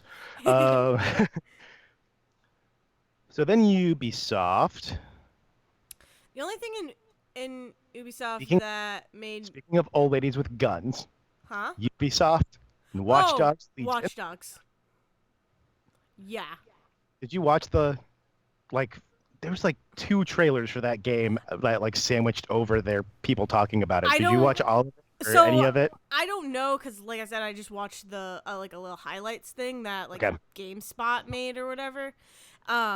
So all I saw all I saw was the guy being like, in Watch Dogs Legion play as anybody, and then it was Ian something who got killed in action, an old lady who sent out like a spider drone, and then that Yep. spider drone like tased a dude's face and then shot someone. I'm like, this is crazy. I love it. And then she's like wearing the mask and like shuffling out of there, shooting yeah, dude. yeah. Yes. And then there was like the third woman who had like a biker helmet on and was like doing stealth stuff, and then she gets into a fight, like a shooting match, like all out gunfire shooting match. So I saw that and I'm like, I've never cared about Watch Dogs, but this looks freaking awesome. Yeah. So they continue to just kind of do like major changes to the franchise as they go, which is actually kind of cool. Like now that I've seen how it works, I like how this works. But like the Watch Dogs franchise is just all about how like the more and more surveillance shit you put up and like police state stuff you have, the more options you give like hacker resistance groups to turn around and use that shit against you. Oh yeah. And so like first game, kind of dark and bleak and boring. Meh, doesn't really work. Watch Dogs 2 takes place in San Francisco. It is this like bright, vibrant, stupid, silly game. Mm-hmm. Has this whole like diverse cast. Looks really, it's really great. It's got all this praise. It's got its problems, but it's good. It's so much better than Watch Dogs 2. And now Watch Dogs Legion is like, but what? Yeah. You said that Watch Dogs 2 was so much better than Watch Dogs 2. Oh, I meant Watch Dogs 1. Damn it. And then now Watch Dog Legion is like, what if we're in you London? just could? What if we're in London and you can just play as anybody? Yeah. And we were like, hold on, you start over. Yeah. No, that's what they mean. You can literally play as everybody. You get to scan, you can like scan people as you go, which is a thing that came up in Watch Dogs 2, and it gives you like their whole like skill set of like, oh, this person works in an office and can hack computers here, or this person, fights off, this person does MMA fighting on the weekends and they've got fighting skills and all of that. And so everybody has some sort of mission to get them like on your team, and then they're just part of your team. Yep. And so as you go and play, you get a mission that's like, we need to go hack into this, so get your best hackers together, we're going to go break in. But then they have this other side to it, which is your characters have permadeath, which means that if your character dies as you're trying to get something done, they're out the game. Mm-hmm. And then it just floats up the next person in line and says, hey, so Ian didn't make it, we need you to go finish off this story. We need to go finish off this mission now. Yeah. And it looks really interesting. Yeah, what that best character that they showed was the old lady ex-assassin who's just like who's just like sitting at a bench in the park. And it's like, I used to feed my birds here, and then I had to go, bust a cap in the cops, and then puts on a fucking mask and just fucking walks in. Yeah, no, it's one that I might pick up and play just because like that is such an interesting concept that you literally can play as anybody and screw some shit up. I wrote down, where did I write? Oh, I wrote down the Skyrim of London because the guy who was selling it was like, oh, we gave everybody their own backstories and their own schedules and like their own stories like within the thing, which is exactly how they pitch Skyrim to people. Like all of the NPCs have their own lives that they're working at. That's awesome. Yeah, it sounds it. Oh, and that's when Mac from It's Always Sunny came out to pitch for an Apple Plus TV show. Wait, what? I thought it was a video game. No, what he was pitching was they have developed a show for the like Apple Plus TV streaming thing that they're putting together about a team of like game developers who are basically made like the next WoW, and they're about to like launch their next expansion, like their first like big expansion to the game. So it's just like So it's like him. I think Danny Putty was in it. I recognize the other people, but I don't know all their names. But yeah, so he's playing the creative director on the team named Ian Grimm, and like the trailer they showed was about the fact that he's just got like, as the creative director, he's got this massive ego that he's the one that created the whole game, despite the fact that there's an obvious like office of people creating the game around him. Yeah. So so that could be hit or miss, especially if it's on Apple Plus. Then we got like 8 different Rainbow Sixes and For Honor updates, Ghost Recon updates, which is when John Bernthal and the dog came out. The dog was just like famous Incredible. for being in the video, in the So motion cute. capture video, because they Yeah. needed it to test their motion capture for animals. Yep. And so they just came out. My favorite one was the dog comes out and he gets the dog to sit, and then he just never talks to the dog the whole time he's Nope. out there. He's talking, and the dog just sits there and just sleeps. Yep. He's And like adorable. he's just sitting there, he's chilling. Some videos would show behind them, and every now and then his ears would perk up because the video would start behind them, and then he'd Yeah. just fall back asleep. He'd watch a little bit of it and then be like, "No, I don't care anymore. I'm a sleepy dog." So cute. That dog was so cute. Then their worst version of their Just Dance thing happened. Yeah, I saw So like usually, 5 seconds of it, and I'm like, I'm done with this. yeah, was it last year or the year before that they did like it might have been the year before, but it was like they opened with Just Dance, right? Yeah, I don't know. And so like and I think this is the first time they've done like the live performance thing for it, or like at least on a grand scale, because Ubisoft starts and and the lights go down, and then all of a sudden the aisles are full of people in all those stupid costumes. Yeah. Yep. And like that was like ridiculous and cringy and mind blowing all at the same time, and that was fine. The problem is that they have tried to do it every year since. It's like, okay, It's like guys, you guys, it worked that one that time. yeah. So this Stop. year they do 3 songs. They've got like a third of the people that usually do the dancing. And the thing that bothered me the most about it is the whole time that they're on stage dancing was the motion splash screen behind them for Just Dance 2020, and it's like it's the 10-year anniversary and all that, Yeah. but it's the same splash screen through the entire thing, and like none of the motion is timed to any of the music that they're dancing Oh, to. that's awful. It's just That's like awful. this distracting No, background. No. Yeah. That was Oh. bad. That's bad. Also, I did learn that there was the first song they opened with was a Panic at the Disco song that I did not realize was Panic at the Disco, because it sounded like way too poppy for them. I don't even remember what it was. So high hopes. It was High Hopes. Yeah. Thank you. You're Yes. welcome. I did not realize that was. I've heard that song before. I just had no idea that was. I would have guessed that was Panic at the Disco. Never in my life would I have said that was Panic at the Disco. So. Yeah, I get that.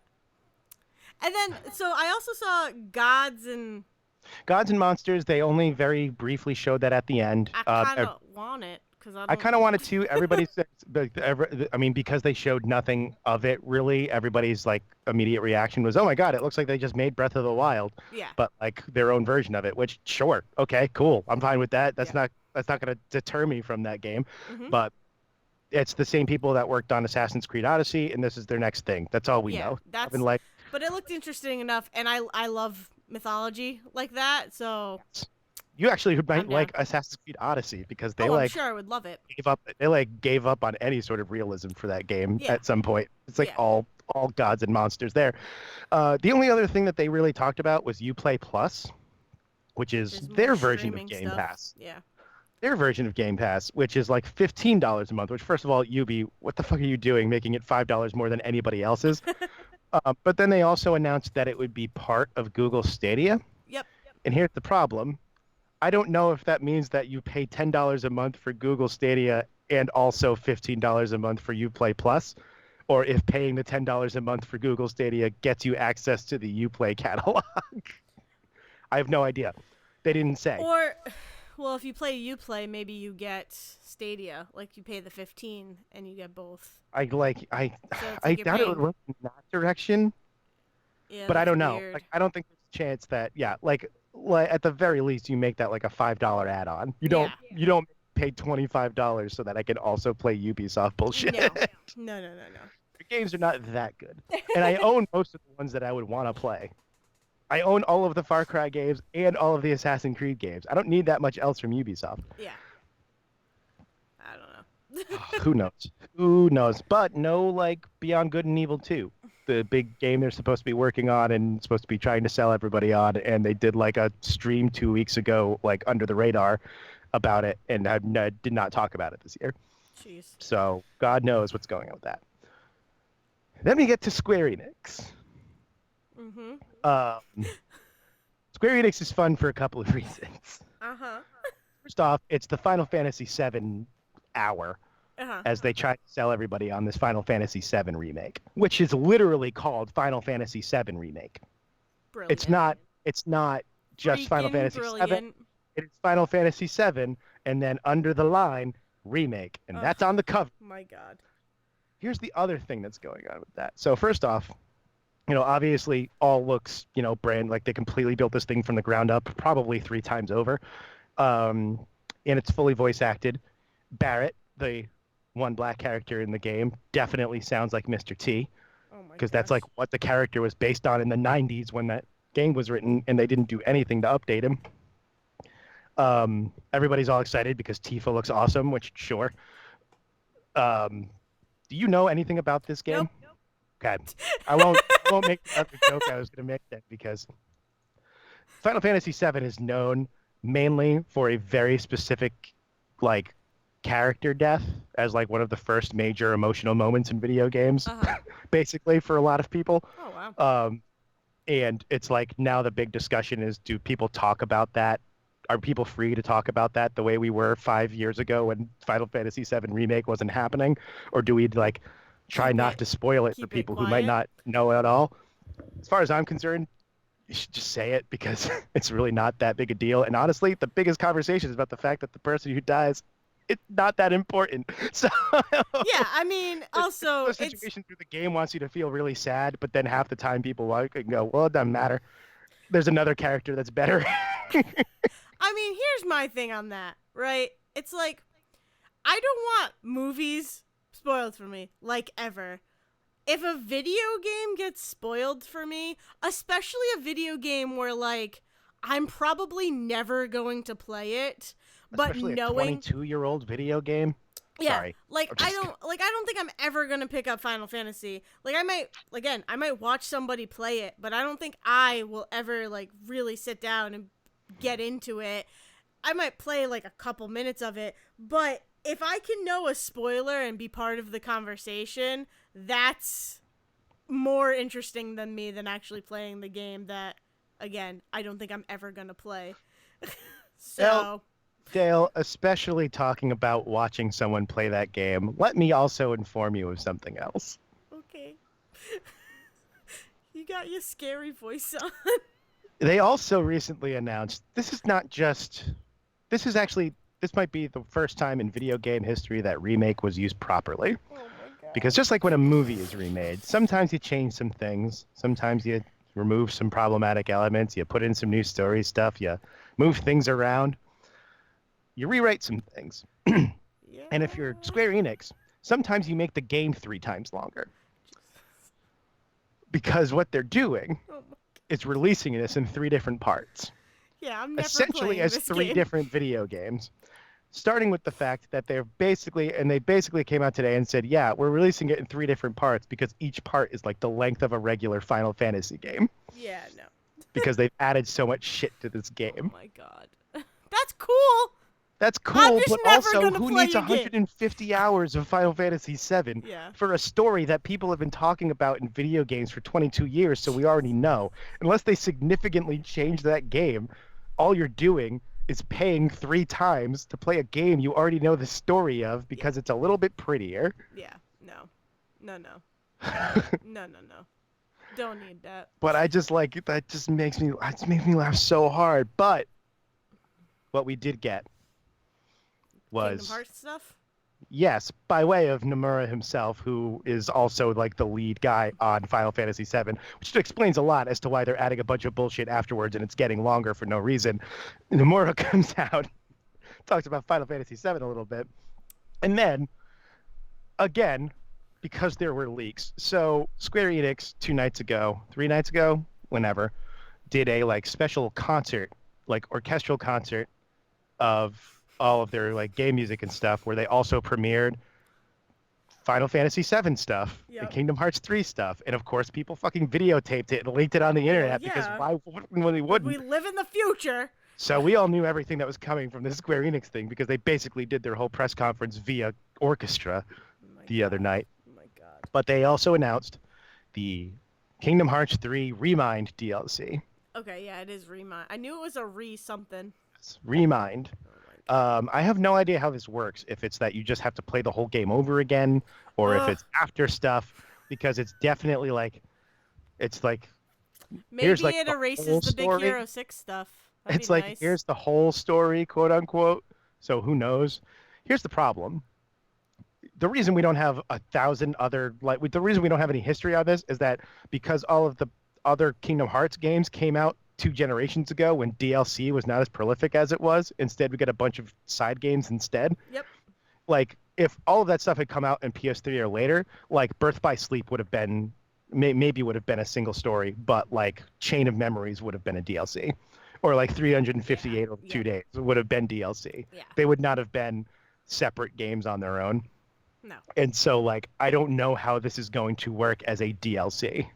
Because like when they re-released Final Mix of the other 2 games, that was just the whole game over again. Yeah, exactly. And it updated like HD. And, right. They like updated graphics and they added stuff to the story so you could get the whole thing. And that's kind of how they're pitching this. So it's like, do I play Kingdom Hearts 3 for a third time?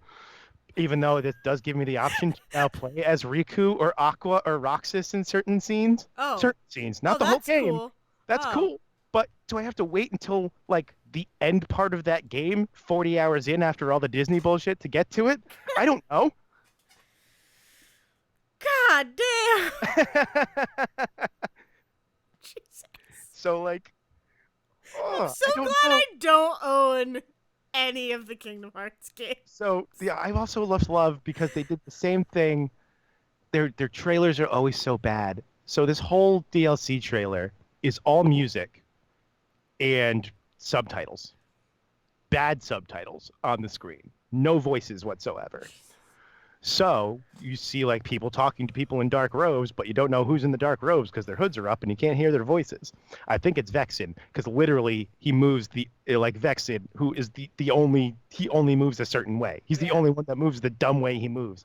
So, but the other thing that makes me mad, there's a whole conversation between Luxord, stepdad, that you like and I think is a dumbass, like talking to Zigbar, the guy with the eye patch. Is that the card guy?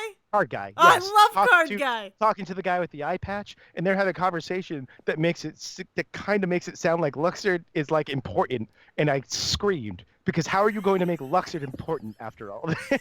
Because he's card guy. Oh and he's man. got cards. Freaking. He's also playing with his band at the bar on the weekend. Let me tell you, I'd watch that. I'd play that game. Oh my God. I'd play Band Simulator. You play Luxord on the weekend? Luxord on the weekend? Yeah. Yes. No, Luxord on the weekend is actually the name of his band. Fuck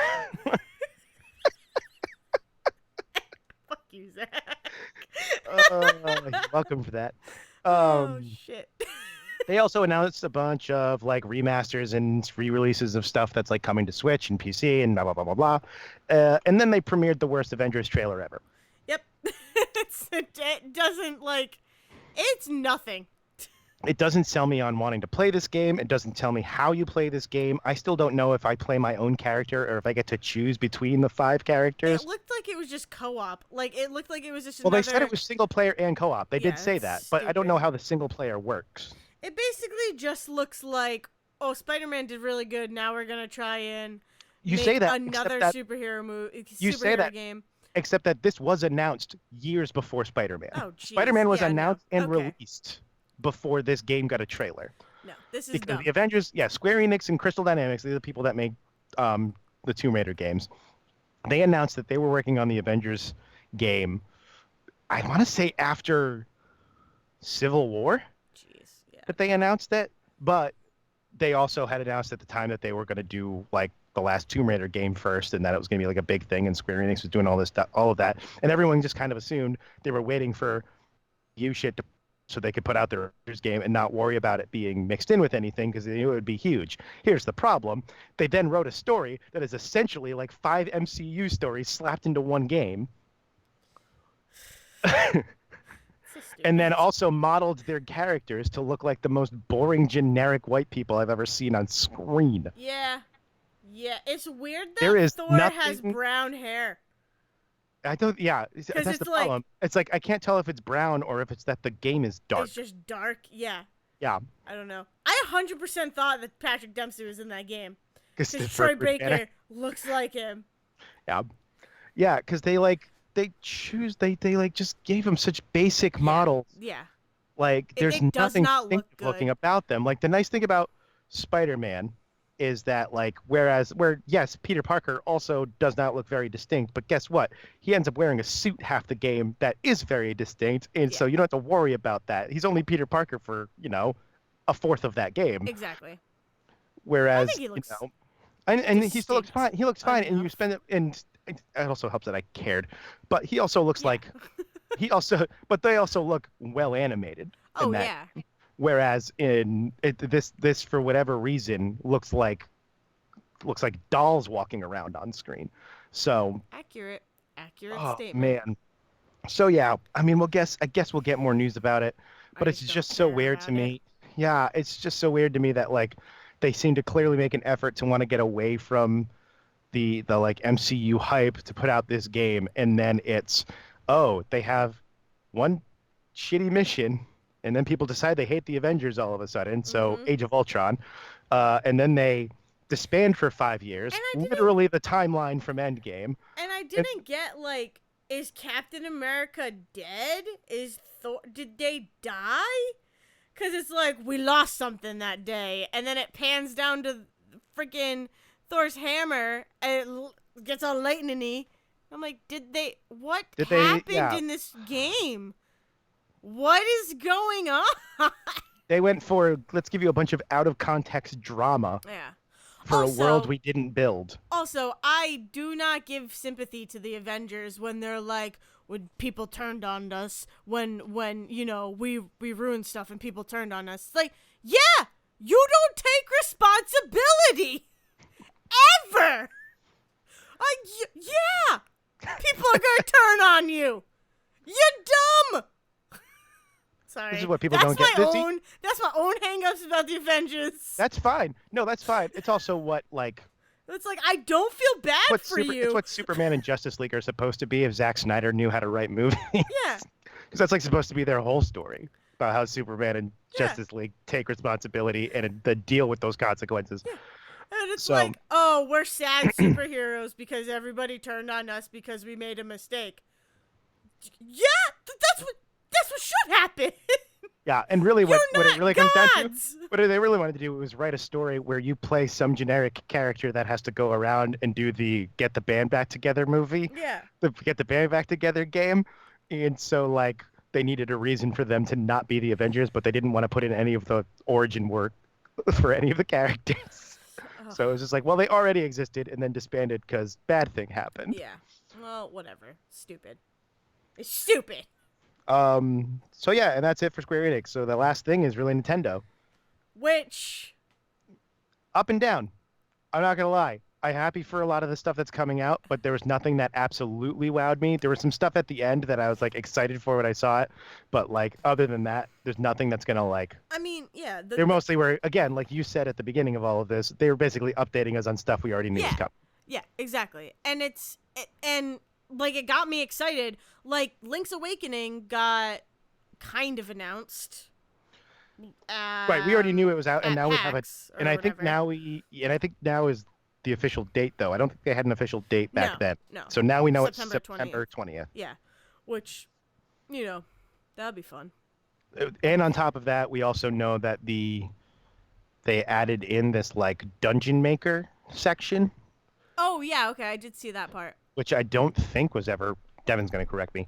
I don't Yeah, think that was ever part of Link's Link's Awakening Awakening. before. But Yeah, it's no. like you're certain levels and certain like pre-made rooms and stuff within the game where if you Yeah. get through the challenge dungeon, you can then use that to create your own dungeons. And I have no idea if there'll be like an online thing for that or what. I don't know.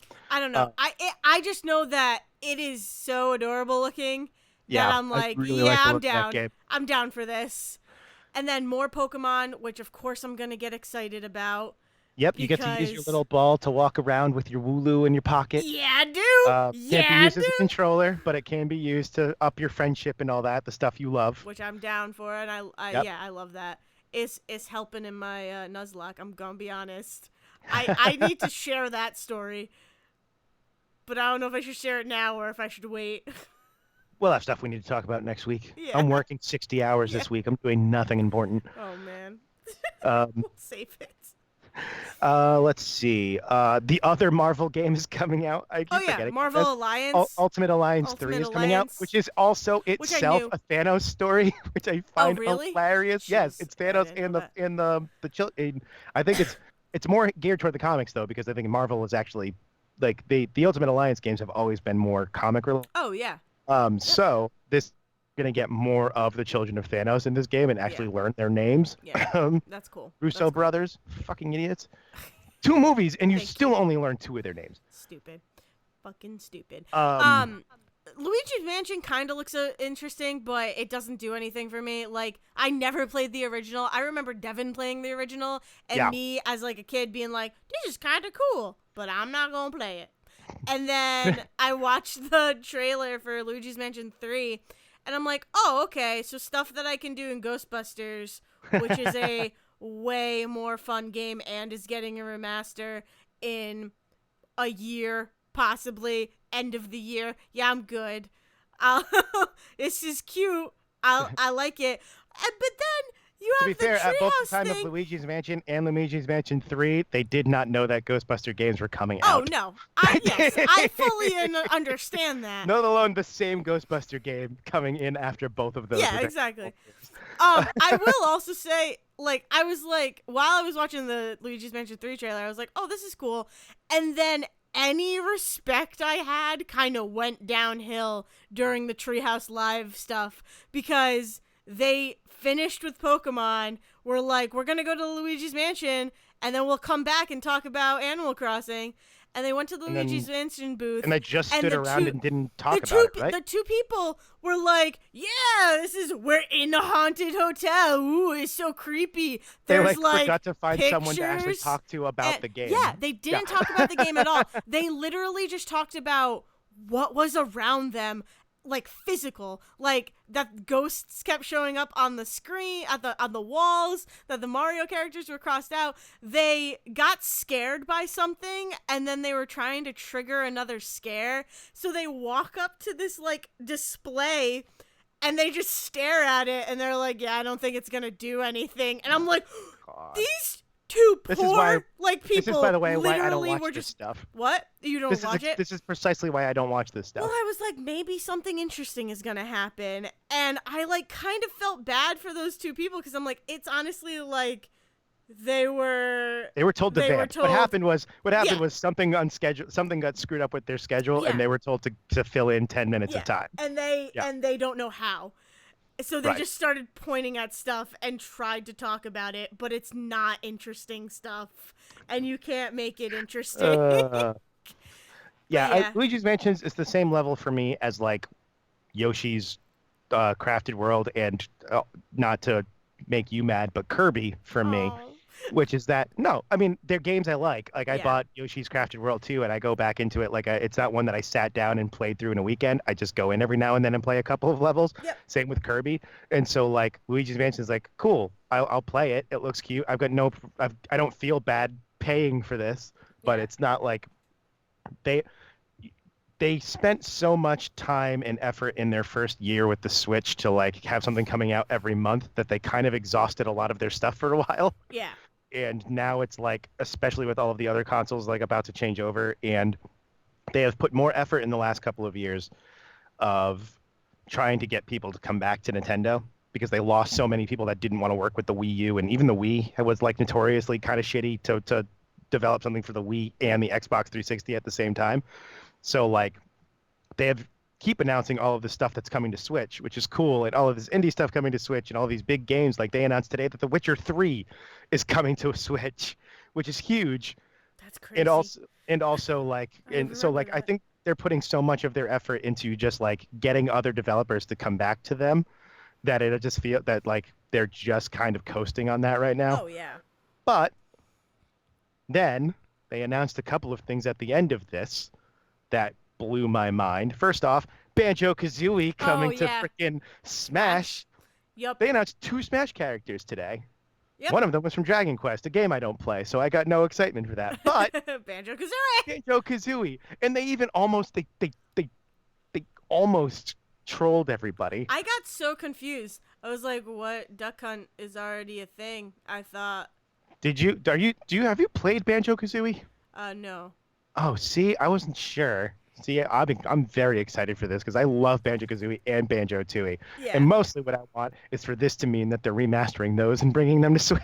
Oh, I'm sure. I mean, That's kind of what I'm hoping the next step is if they're in this game.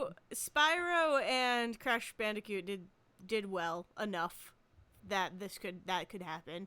Right. And like Banjo, because like the thing with Banjo-Kazooie is that it was a rare game. There's a reason that they used Donkey Kong to Yeah. introduce them. Yeah. Same company that made them. But then Rare for a very long time like separated from Nintendo to do their own thing, and like they're the ones that made like Sea of Thieves for Microsoft and stuff like that, and actually made a Banjo-Kazooie game for Microsoft. Yeah. So like the fact that they would come back and like put Banjo-Kazooie, like put in the modeling effort to put Banjo-Kazooie in this game gives me hope that that means that they're working with Nintendo again. Yeah. Because that would be so exciting. Yeah. But then Then the big reveal, which we all knew was like coming in some sense, but I just never thought, I thought that we wouldn't hear about it for like another 2 years, is that we're getting a Breath of the Wild sequel. Yeah. A direct sequel. I know you don't care. I care. That's I'm very fine. excited. I'm letting you have your moment. Who knows? I mean, here's the thing. Like, Nintendo also, like, sometimes listens to people. Yes. So who knows? Maybe they'll change some stuff in the game that will make it better for you and Devin. I mean, I think Devin liked it. I mean, he liked parts of it. I know he liked parts of it, but I don't think like I know of the four of us, I am the big one. Oh yes. I am the big fan. No one is gonna fight you on that. Here's the thing. I played like 10 minutes of that game and was done with it. Like structurally, they have to change some things because especially if it's going to take place, like by that reveal trailer, it also looks like it's still taking place, you know, generally in Hyrule. So unless they're going to do some major map changes and other things like that, they can't rely on like infinite a chance to walk around and discover things anymore. So they have to do something else with that game and that map. I really like that Link and Zelda match. That's cute. Right? That's adorable. I'll give it. I mean, give that's it to the other him. thing. I like Zelda's design in that game a lot. People want so badly for her to be playable in a Zelda and finally playable in a Zelda game. Yeah. And like this is your opportunity, Nintendo. Put her in the game. Yeah. Oh man. So it's in the game. Sorry. So that is what I am excited for now. And now I just want to know more. Yeah. So mad that it was 30 seconds. I just want to time travel to November 15th and then come back here and just play Pokemon. That's like what I want. That's all I want. So we're going to get, so it's going to be an interesting year. It is. In game. Yes, it is. November especially. Oh, yeah. We got Death Stranding.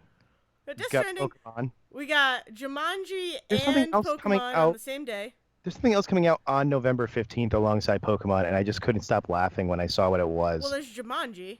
No. There was something like... There's something else? Because, let me think. Death Stranding is November 8th, because I was joking about the fact that, like, Pokemon is going to make you feel better after Death Stranding. Yes, yep. But then there was something else that was, like, dark and angry coming out the same weekend as Pokemon. I can't remember what it was. I don't remember. I don't remember either. I don't know. Yeah, that's E3, pretty much. But that's E3. It was a pretty, like, quiet year, unfortunately. Yeah. But here's the thing. Next June, looking a year ahead at the trilogy of sayreportjr, next year should be big for new consoles. Yes. Next year should be the reveal of all of the console launch stuff and all of that before like the holidays of next year. Theoretically, everything's coming out like those consoles are coming out for the end of next year. Yes. There's gonna be a lot to talk about. So that should be a whole other year. Oh yeah. Ooh. But yes. That is if E3 survives. That's if E3 survives. I mean, that's the thing. Like, let's see how this all stands up. Here's the thing. Because consoles are coming, I can almost guarantee we get another E3 next year. Yeah. I can't guarantee it lasts much longer after that. No. No.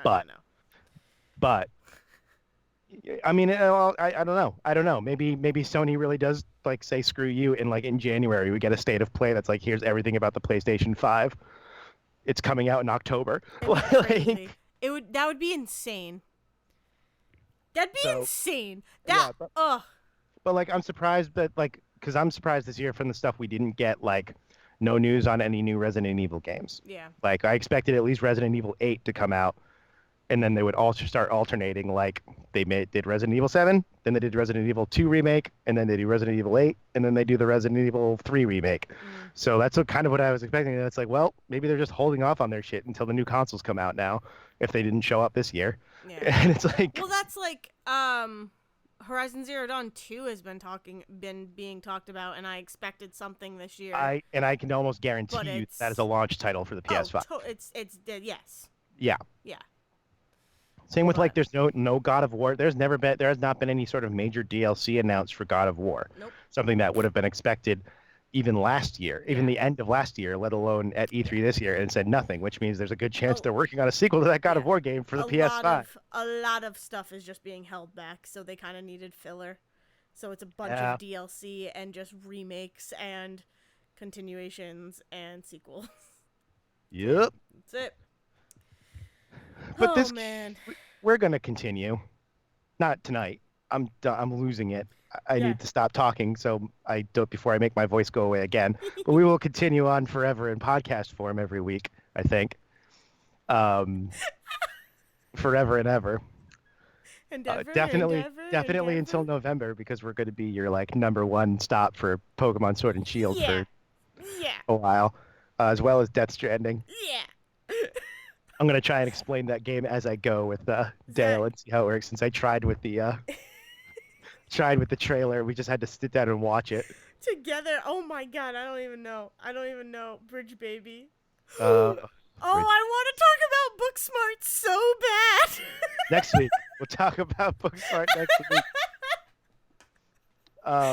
But this has been the E3 report. Fairly quiet E3 report this year. Just listening to you eke out words as you try to talk with your laughter. Yeah. Think about Booksmart. We'll see you guys next week with Booksmart and, I don't know, other games I've been playing. Stories. I bought Days Gone. I don't know why. It was a mistake already. I'm like 30 minutes into it and already I'm bored. So we'll see if I can push my way through it. Damn. But yeah, you can find us online at sayreportjr on Twitter, and individually, I'm at Zerwisky. I'm at Dale's Brain. You can find us on Spotify. You can find us on iTunes. I mean, you found us somehow if you're listening to this, so you know that part. And then you can find us on YouTube. And someday I will add more episodes to that. Someday, not today. Not a day when I'm not exhausted. Yeah. I'll sit down and render things for hours. But that being said, let's find Keanu Reeves and go get ice cream. I think. Take it away, Liz. Thank you for listening to The Say Report with your hosts Dale Decker and Zach Sarowik. Please follow the guys on Twitter and Facebook by searching for The Say Report, and you can always subscribe on your podcast channel so this is delivered straight to you and you can enjoy it every week. With apologies to your mother, we'll see you next time.